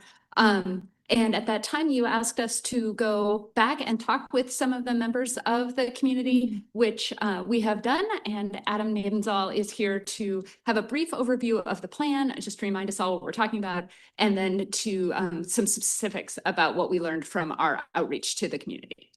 Thank you, Interim City Manager. Yep, my name is Adam Nebenzahl, Management Analyst in the City Manager's Office. And as the Interim City Manager discussed, we're going to just have a brief presentation about the community arts plan this evening. So just going through, we'll have a brief overview about how we got here, a brief look at the community engagement that was involved in the development of the community arts plan, what the vision was that was developed, and then just a brief overview of the action plan and the addendum that was developed.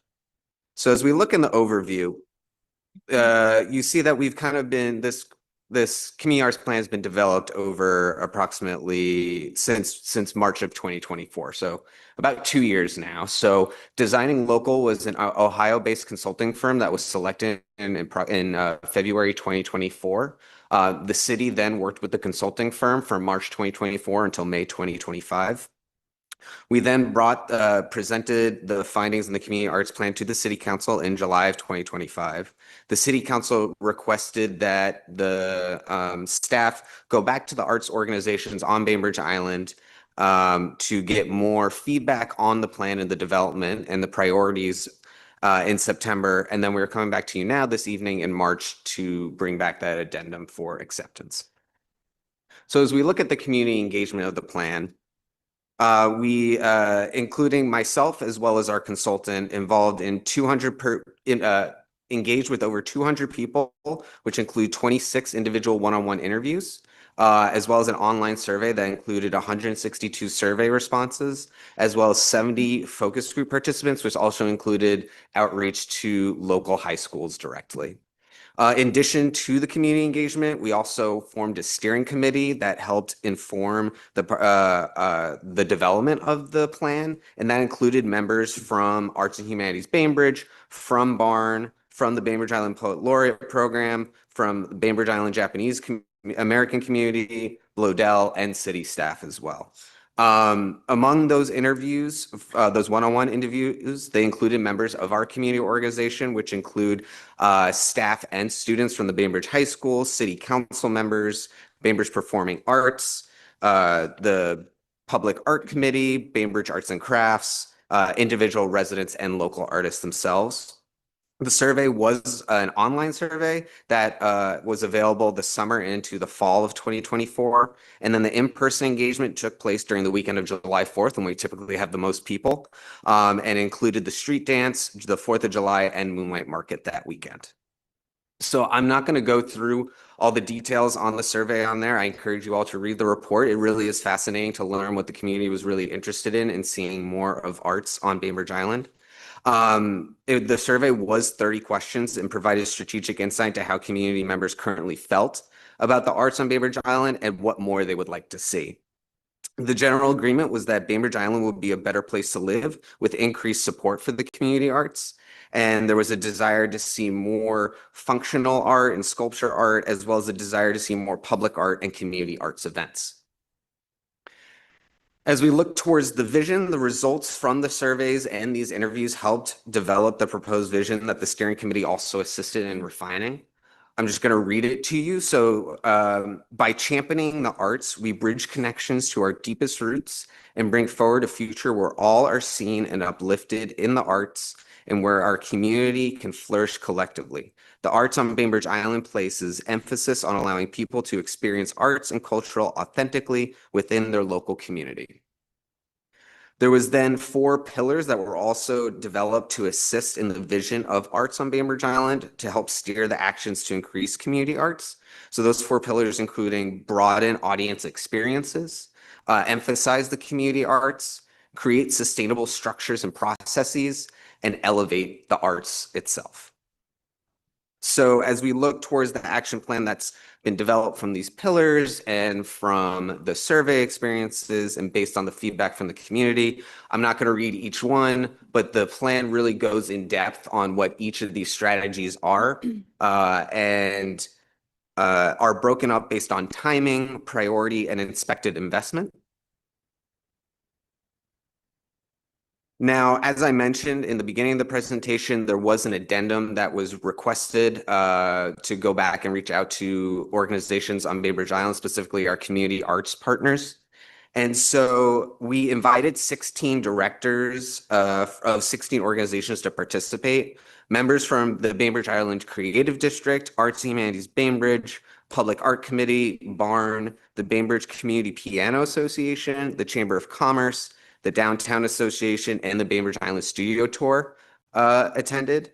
These attendees identified their highest priorities that they see in the community from the strategies that were developed and what they felt was missing from the plan.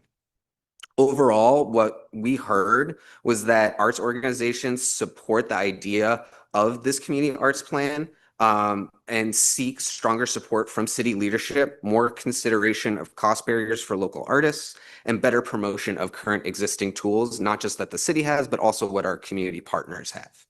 They envision a more collaborative, inclusive, and economically integrated arts ecosystem that highlights Bainbridge Island's unique creative identity while lowering barriers for that participation.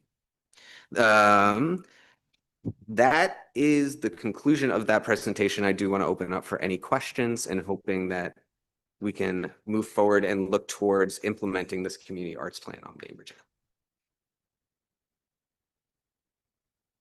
Any comments or questions from council? Councilmember Nelson? Just real quick, does this plan involve anything related to the musical arts? So when it comes to community arts, it is an all-encompassing art. So that includes visual arts, that includes theatrical performances, that includes poetry, that can even include food and culture. And so it's not just one type of art. It really is focusing on all forms of art. Okay, thank you. Councilmember Land? Thank you. I'm coming late to the game on this, so sorry if I'm asking some redundant questions here. Is this community arts plan, will this eventually be a new part of the executive department as far as facilitating community art? So we're envisioning, I saw in there, at least a quarter FTE or at some point in time. What is the expectation there? And do we need to, or I heard some public comment earlier that really asks, I don't know enough to actually ask the questions, but it felt like there is some redundancy that was brought up with what's happening currently and what we're proposing. And I've just got questions about that. Yeah, so when the plan was developed, what the consultants saw in other communities is that having staff support the community arts programs assist in the implementation of not only the plans on Bainbridge Island, but also increase that communication between the organizations and how the city can promote those tools. In the plan, there's kind of two phases regarding the staff approach. At least in the first few years, in the short term, it's to analyze what current staff is available right now and how do we implement staff capacity to do that. And then also looking down the road is as we consider increasing community art on Bainbridge Island, it might require then half FTE or something along those lines to ensure that as we want to increase community arts in Bainbridge Island, that staff and the city has the capacity to help inform and implement that work. And regarding the whether some of this work is already being done within the community, and those, like, we're funding some programs already that do some of this work, right? So how would we take that money back from those groups? What would happen? Yeah, so as you do mention, we do have cultural arts funding that is approximately $300,000 every 2 years that we do make in the investment. So as of right now, there is no intention of changing that funding mechanism. We actually are going to start seeing to what level of, it's actually my time for the community arts implementation is currently being assessed towards cultural funding, as well as also arts and the development of the community arts plan. So then we can have a better informed idea of how much time is being dedicated to cultural arts from a city staff perspective. I think there are a lot of opportunities to help promote those tools, such as the development of a calendar, which I know Arts and Humanities Bainbridge already has, but that is an opportunity for the city to help promote those opportunities. I think what the next steps would be in this community arts plan would be to meet with our organizations regional on Bainbridge Island and develop where is the redundancies, where are the opportunities for growth, what can the city help with and what can the city do, and is there any gaps that the city needs to fill to help be successful in those areas. Thanks, Adam. And I'll also say one of the reasons that it says the motion is to accept the community arts plan rather than to adopt is because some of the recommendations are things that we need to bring back to you. We need to consider the recommendations in the context of the budget that we have, in the context of the priorities that we're hearing. But there was some great input provided as to what types of art people are interested in interested in having in the community. And we can also use this in our cultural funding cycle to help inform what are the priorities. Are there certain things that we want to emphasize or de-emphasize? Are there things we really want to elevate in the coming cycle? So I think the plan as presented is we're asking you to accept that, to give us a chance to do some more analysis, to work with our partners in the community, and then decide where it is that we do the funding from the city side, where we really establish that this is something that the community is completely doing to the level that we want, and we'll just sort of step back. May I ask a question just to follow up on that? So there was no particular gap in what was actually happening. This is different than there was something in the community that wasn't getting done to the satisfaction of people somewhere. It had been about 20 years since a community arts plan was done on Bainbridge Island. And so the Public Art Committee and others in the community suggested that we do a community arts plan. It was for visual, performing, and literary arts. So we really did try to draw a big circle around the concept of art and to update, 2003 and 2023 when these were done, the island was pretty different. And so it was time to take a fresh look, hear from people about what they'd like to see. Councilmember Matthews. Thanks, Deputy Mayor. I was going to make the motion. I'll speak to it quickly. I just thank you, Adam, for your presentation. And just keeping in mind the public comment that we got earlier, I think the plan is called the Community Arts Plan. And so it'll be really great going forward just to keep elevating the voices of all of the organizations listed here, as I know will be done. So I'm an artist. I spend my day job hand dyeing yarn, and I know this is a community of artists. And so I know all of us appreciate this and participate in things like Art Walk, and really love the Bainbridge Island Museum of Art and Barn, and are such supporters of all of these organizations. So the Arts and Humanities Bainbridge and so many others. So I'm excited to keep this conversation going. And so I move to accept the Community Arts Plan as presented. I'll second. Any more discussion? Councilmember Nelson? Yeah, it sounds like I'm probably in the dissent here, but I think I just have some concerns that it looks like about the cost. Eventually, this could be not, insignificant cost. And I just keep thinking, is this the core function of government? And we heard public comment about how, these sorts of things are already being taken care of in the community. So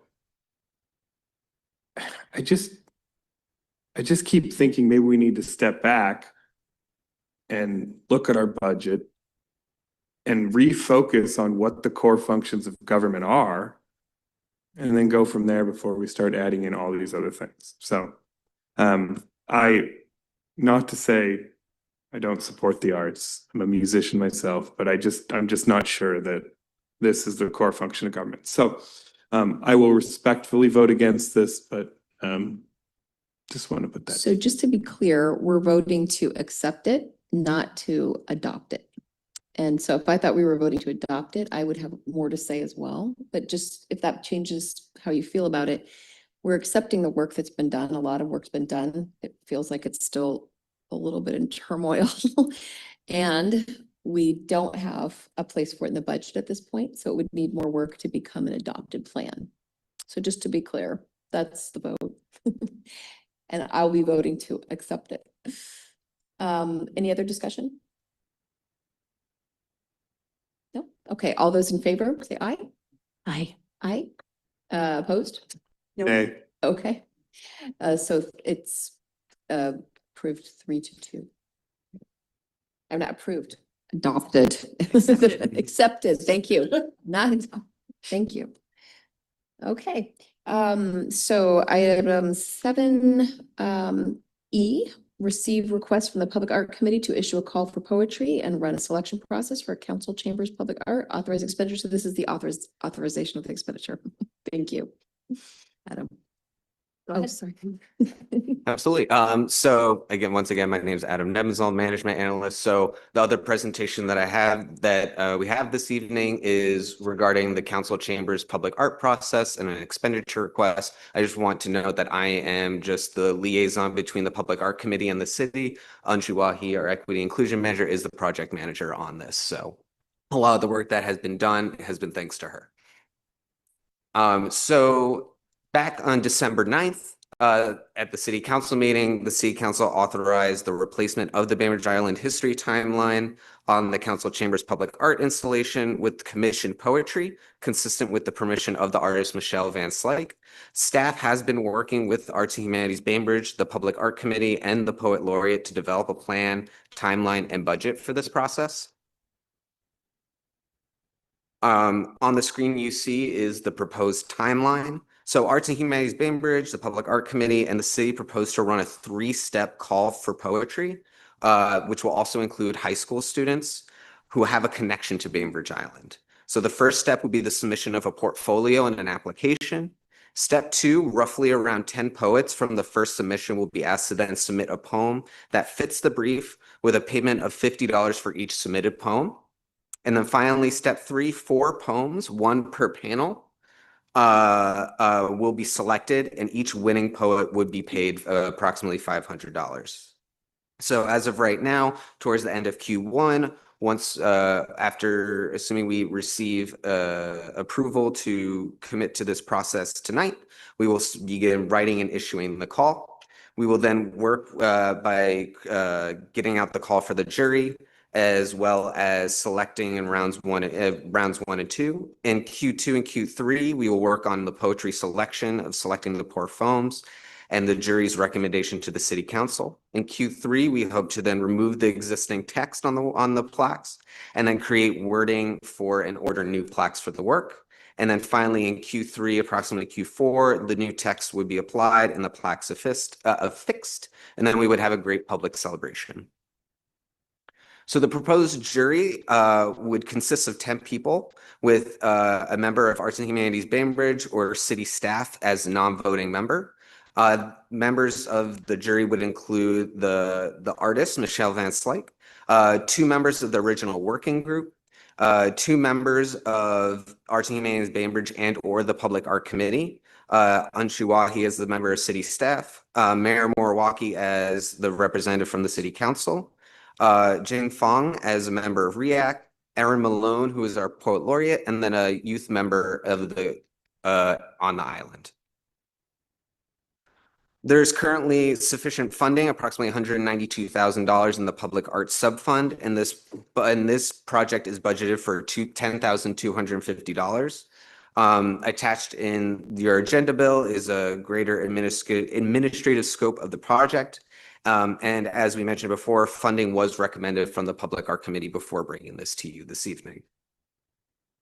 As in your agenda bill, the proposed council action this evening is to approve the recommendation from the Public Art Committee to issue a call for poetry and run the selection process for the Council Chambers Art and authorize an expenditure of up to $10,250 from the Public Art Subfund. Now take any questions. Thank you. Any questions?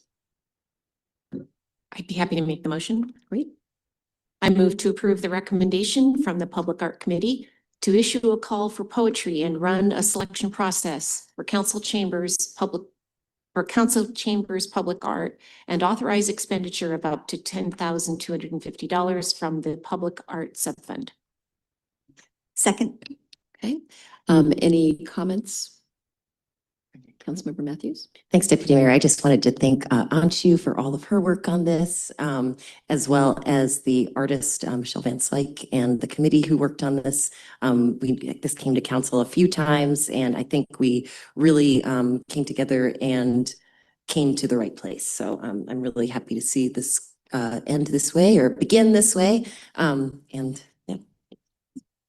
Absolutely agree. I'll call the question. All those in favor? Aye. Aye. Opposed? Nay. Okay, that's 4-1. Thank you. Thank you. All right, item 7F. Receive update on the design of the Winslow Way eastbound right turn lane conversion to a bicycle only lane. Authorize a budget amendment in the amount of $25,000 to support construction in advance of the July 4th holiday. Thank you, Council. Our Public Works Director, Chris Worsbicky, is here to describe a project which we are designing to further support smooth traffic flow downtown. This is at the corner of Winslow Way and Highway 305.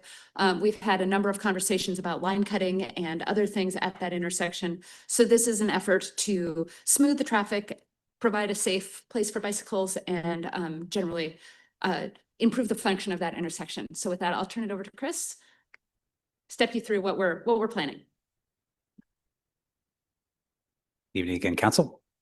As the city manager mentioned, before you is an item to review a proposed plan for changes to the right turn lane, the eastbound right turn lane at Winslow Way and Highway 305. You last saw this item on August 12th when you authorized the staff or the city manager and the staff to negotiate with WashDOT on reconfiguration of this intersection. WashDOT, the Washington State Department of Transportation, has authorization and owns the right-of-way for the state highway and Olympic Drive, and they have to approve any reconfigurations to this particular intersection, even if they are on our adjacent local city street. So we just have the one picture that Ben will put up here for us. It's a little hard to see, but it's also a fairly simple design. We're planning to take this right turn lane and convert it to a bicycle-only lane.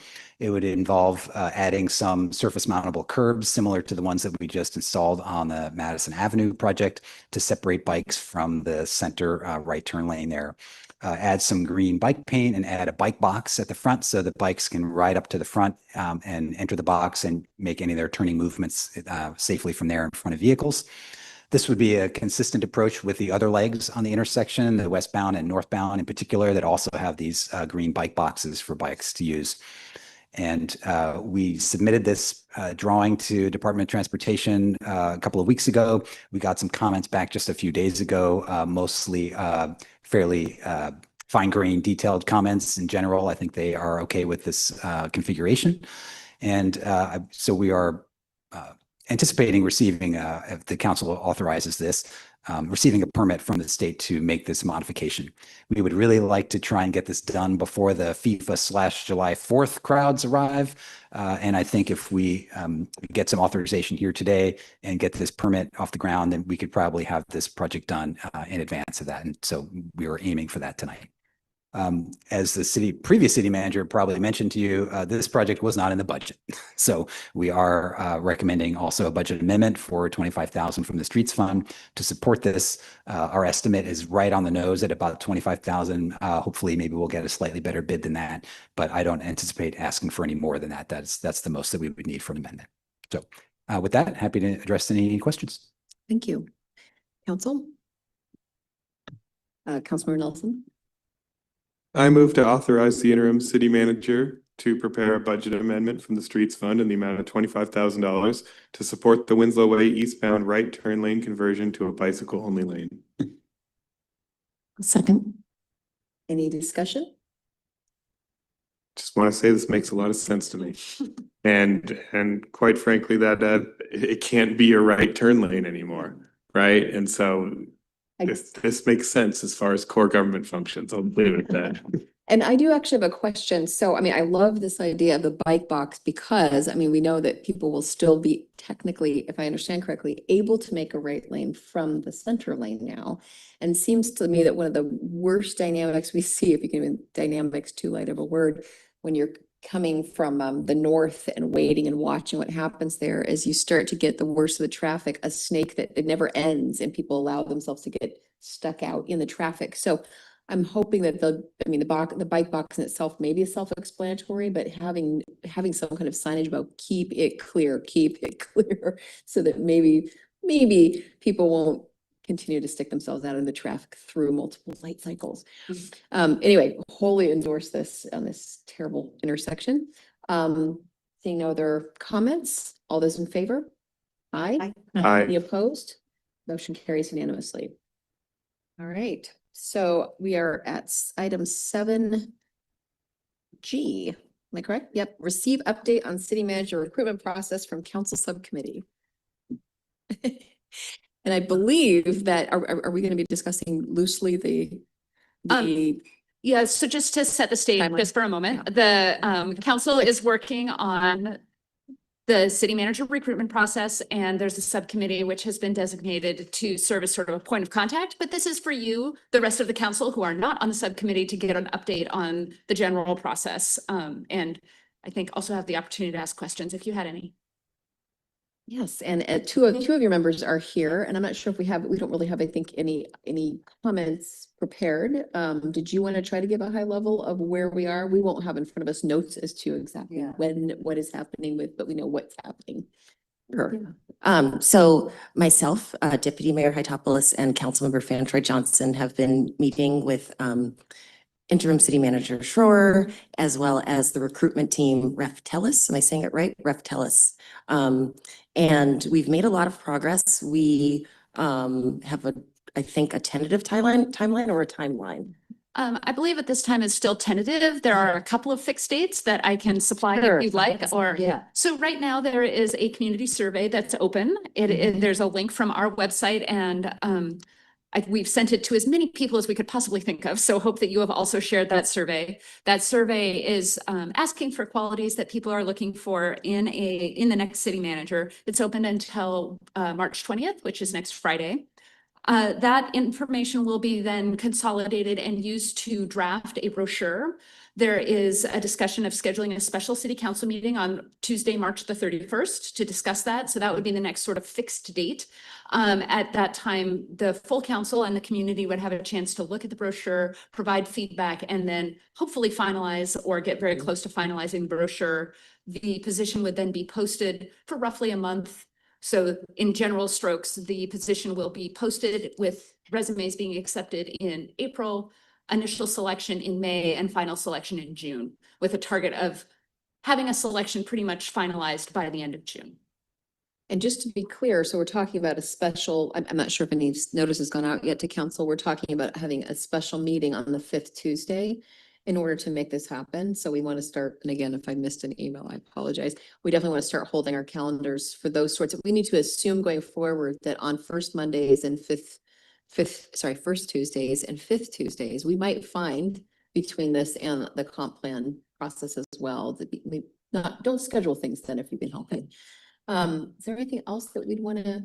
So there was some concern about the survey that I've been reading that I wanted to address quickly. So first of all, it's a survey to inform the brochure, which will go to prospective candidates. This is not the survey that we're not surveying to hire someone or so just so the community knows, the community is going to be involved in one of the things that we've made sure to keep as top of mind is constant touch points for both the council, but more importantly, ways that the community is involved in this process and will be going forward. So this was a survey to inform the hiring brochure, which will go out. And there was some concern that the brochure will, or that the survey is from an unknown population of island residents that will very likely not represent the island's population. That's why you need to share it with your people. Share the survey with your friends and your neighbors so that the responses to the survey are from you. We are trying to make this process as collaborative as possible because it's important to all of us. And I know from my point of view, and I know Deputy Mayor Hytopoulos, and I don't want to speak for Councilmember Fantroy Johnson, but I will. We all want the community involved as nobody's trying to hide anything. So it's a survey for a brochure, send it out, respond to it, and you will will get your voice. And just real quick before we take additional questions, based on what I've just heard, it reminded me, I wanted to point out that's one piece of information for the brochure, right? We've all been having, or maybe you're all done with our one-on-one meetings with, just for the community's understanding, with the recruiting team. They've also spoken to, I think, at least the management team, and obviously we'll do other research, and they will compile this brochure, and we will then again have feedback before it goes out. So just to be clear, it's going to have many areas of input. I'm not sure who was next. Thanks, Councilmember Blaney. Thank you. Yes, I spoke with Raptellus representatives the other day, and I thought they were very professional. They asked great questions. They prompted me to ask questions. I was impressed. Just because we've been talking about surveys and polls and fun stuff like that, it's always a question mark. Who created the survey and who chose the questions and the responses that you're allowed to give? This survey was actually different because there was a box to give an open-ended response, which I thought was very important. But if you know, I'd be curious too. And I believe that was created with the consultants in conjunction with staff, and we had the opportunity to give feedback up to that. Am I correct? Yeah, the survey was drafted by the consultants. I think it's pretty typical of the ones they use for city manager searches across the country. And then staff did receive it, the subcommittee received it, and we had the opportunity to provide feedback, which, you know, I don't think we made a lot of changes, but we did have the chance to see it before it went out. Mm-hmm. Yeah, we got it before it went out, and there were some changes that I saw that we did make, and that it was really good to see from the changes that we asked for. I saw them within the survey. And Councilmember Nelson? Yeah, and everyone is aware of some of the feedback on the survey that's been out there. And I would just highlight what I've heard the most, because I shared it too, to try to get it out. And the response that I got the most that was sort of negative was this idea that question one was what they called a push-pull, in the sense that there were 9 items and you had to rank them 1 through 9 as far as priorities. And so it was this idea that you couldn't have something that was an equal priority as something else. You couldn't have any item that was not a priority. So someone could say, I don't care at all about the environment. I want to put a 0. They couldn't put a 0. And there was concerns among some community members that could be used to create the impression that there is support for certain ideas, even though there isn't. And I thought that was fair enough. And maybe a better approach to it is to just, assign a ranking of how much of a priority or how important it is, 1 through 9, kind of like what they did in the transportation survey. It wasn't a forced ranking. It was hey, is this a priority 1 through 7 sort of idea? And maybe that gets more,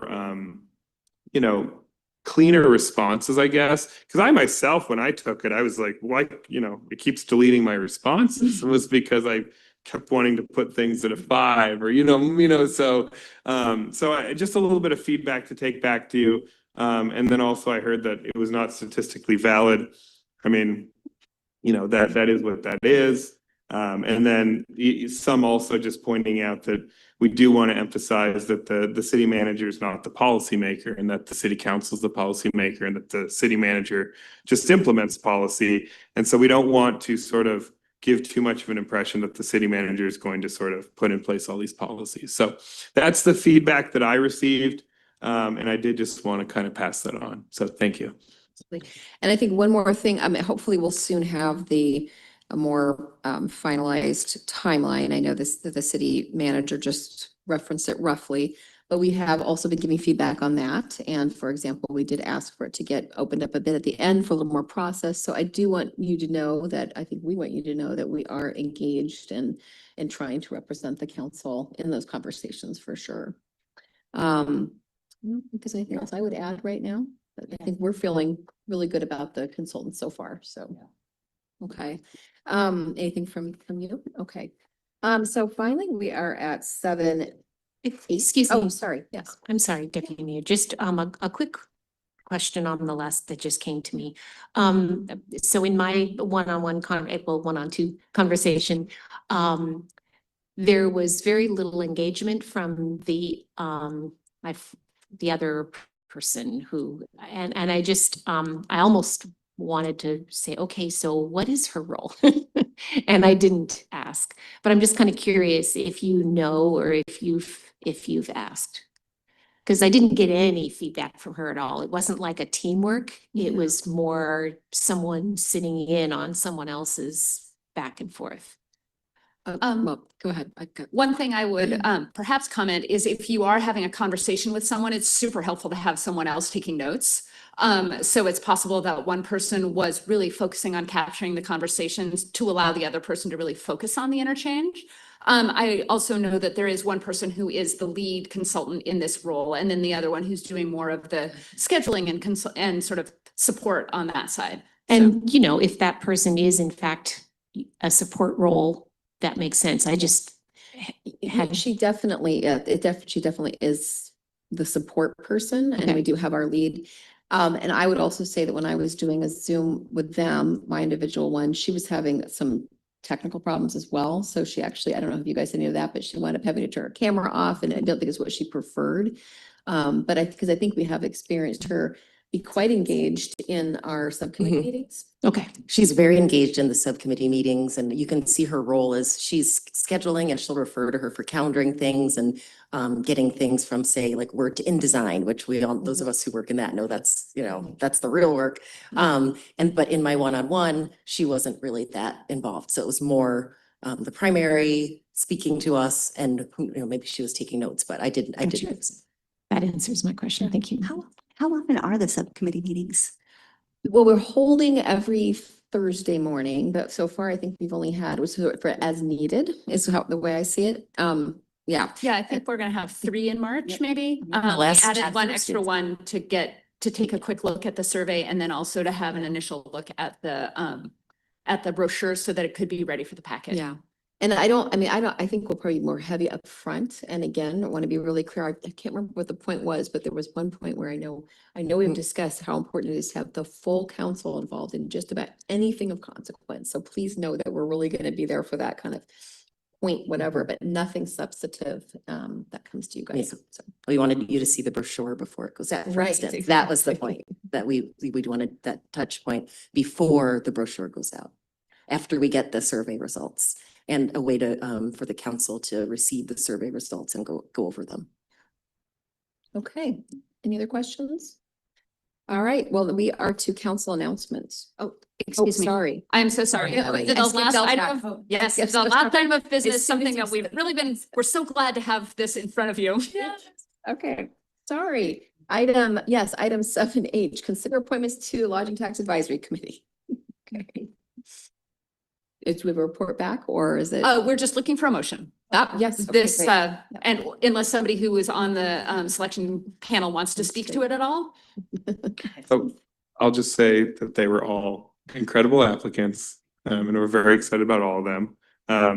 So I'm happy to make a motion. Yeah. Okay, so I move to confirm the recommended appointment of Keith Brofsky to the Lodging Tax Advisory Committee for the calendar year 2026. Second? Okay, all those in favor? Aye. All those, any opposed? Motion carries unanimously. Go ahead. I move to confirm the recommended appointment of Algolin. Algelin Sperber, yes, to the Lodging Tax Advisory Committee for calendar year 2026. Second? Yep. All those in favor? Aye. Motion carries unanimously. I move to confirm the recommended appointment of Shannon Fitzgerald to the Lodging Tax Advisory Committee for the calendar year 2026. Second? All those in favor?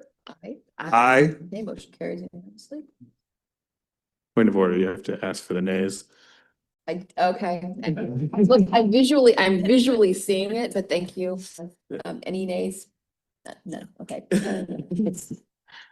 I move to confirm the recommended appointment of Kathleen Thorne to the Lodging Tax Advisory Committee for calendar year 2026. Second? All those in favor? Aye. None? We're good. All right. Okay. All right. Item 8, council announcements. Okay. Yes. I'll do one. So let's see, Health Board had their meeting last week, so I put some little cards in the back and stickers from a new campaign that the Kitsap Public Health District is doing in connection to overdose prevention, and just some cards that have quick information on where you can get services around here and ways to save lives. So there's some stickers and some posters in the back, but I have lots more where those came from if folks want more. What else? Oh, Councilmember Nelson and I had our first coffee this past weekend at Marketplace. And it was really well attended, almost too well for just me, but it was great. Councilmember Nelson couldn't come this time, but he is going to be there the second time when we do it on a Saturday. Really great questions. Even more excited to be able to announce that we are going to have our first South Ward meeting, and it's going to be April 18th at 10 a.m. at Island Center. So that will be the first South Ward, and I'm sure the others will announce yours around there. So that is just really great news. And I think if I had anything else, yeah, I think that's it. Okay, Councilmember Nelson. Yeah, just real quick, I was unable to attend our coffee session because I came down with pink eye, which was an extraordinarily enjoyable experience. But I've sort of just recovered enough to come here today, so pleased about that. But very much looking forward to next month, the South Ward. I'm very excited. Ward meetings are back on April 18th for the South Ward, and it looks like North Ward is going to be April 11th, and Central Ward is going to be April 19th. So they're back on the calendar. And I just think that that's a huge win for this government. So thank you, everyone. Great. And I don't know which of you were next. Just go down. Councilmember Schneider. Sure. Just a quick word about the Central Ward meeting. It's at a different time. It's 1 to 3. And it's on a Sunday. So that gets us, past religious services and for some reason we were told that that would make it easier for other people to participate. So, and then the other thing I wanted to share is, the Puget Sound Regional Council, I've been serving on the Transportation Policy Board for quite a few years. And in that time frame, I just sort of heard announced that the PSRC summer program for teens was happening. And I never quite caught when they were looking for people, and I caught it this year. So I just want to share, I put this up on my Facebook page, my council Facebook page. And I just said, I participated in a scavenger hunt field trip through Seattle with the cohort of this program a couple years ago, looking for successes and failures of urban infrastructure like transportation and social services. Such focus and insights from the participants of this program. If you know a student who might enjoy the experience, share the application. And so there's a link there to apply for the 2026 Summer Planning Academy. And then there's a quote from the Puget Sound Regional Council about what that's all about. So I just would love to see a Bainbridge student or two participate in that. Thank you. Thank you. Councilmember Land. Thank you.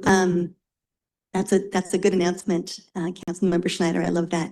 Also, yes, don't forget to double check where you live. Many people in the Central Ward are actually now part of the South Ward, so show up to the right meeting at the right place with the right people.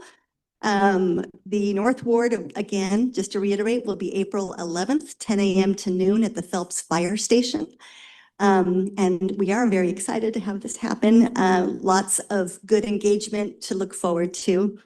And I also just wanted to do a shout out to city staff for hosting the Buckland Hill non-motorized transportation meeting. It was attended by, I don't know, 15, 20 people plus staff. I think there was some good feedback. Staff took information in very professionally, and looking forward to another meeting, but it was a good meeting. That's it. Great. And I guess I would say that all members of the community are welcome at all ward meetings because we all represent everyone. But I'll see you guys at your ward meetings as the at-large. I have nothing else. Anyone else? I think that we are adjourned. There we go.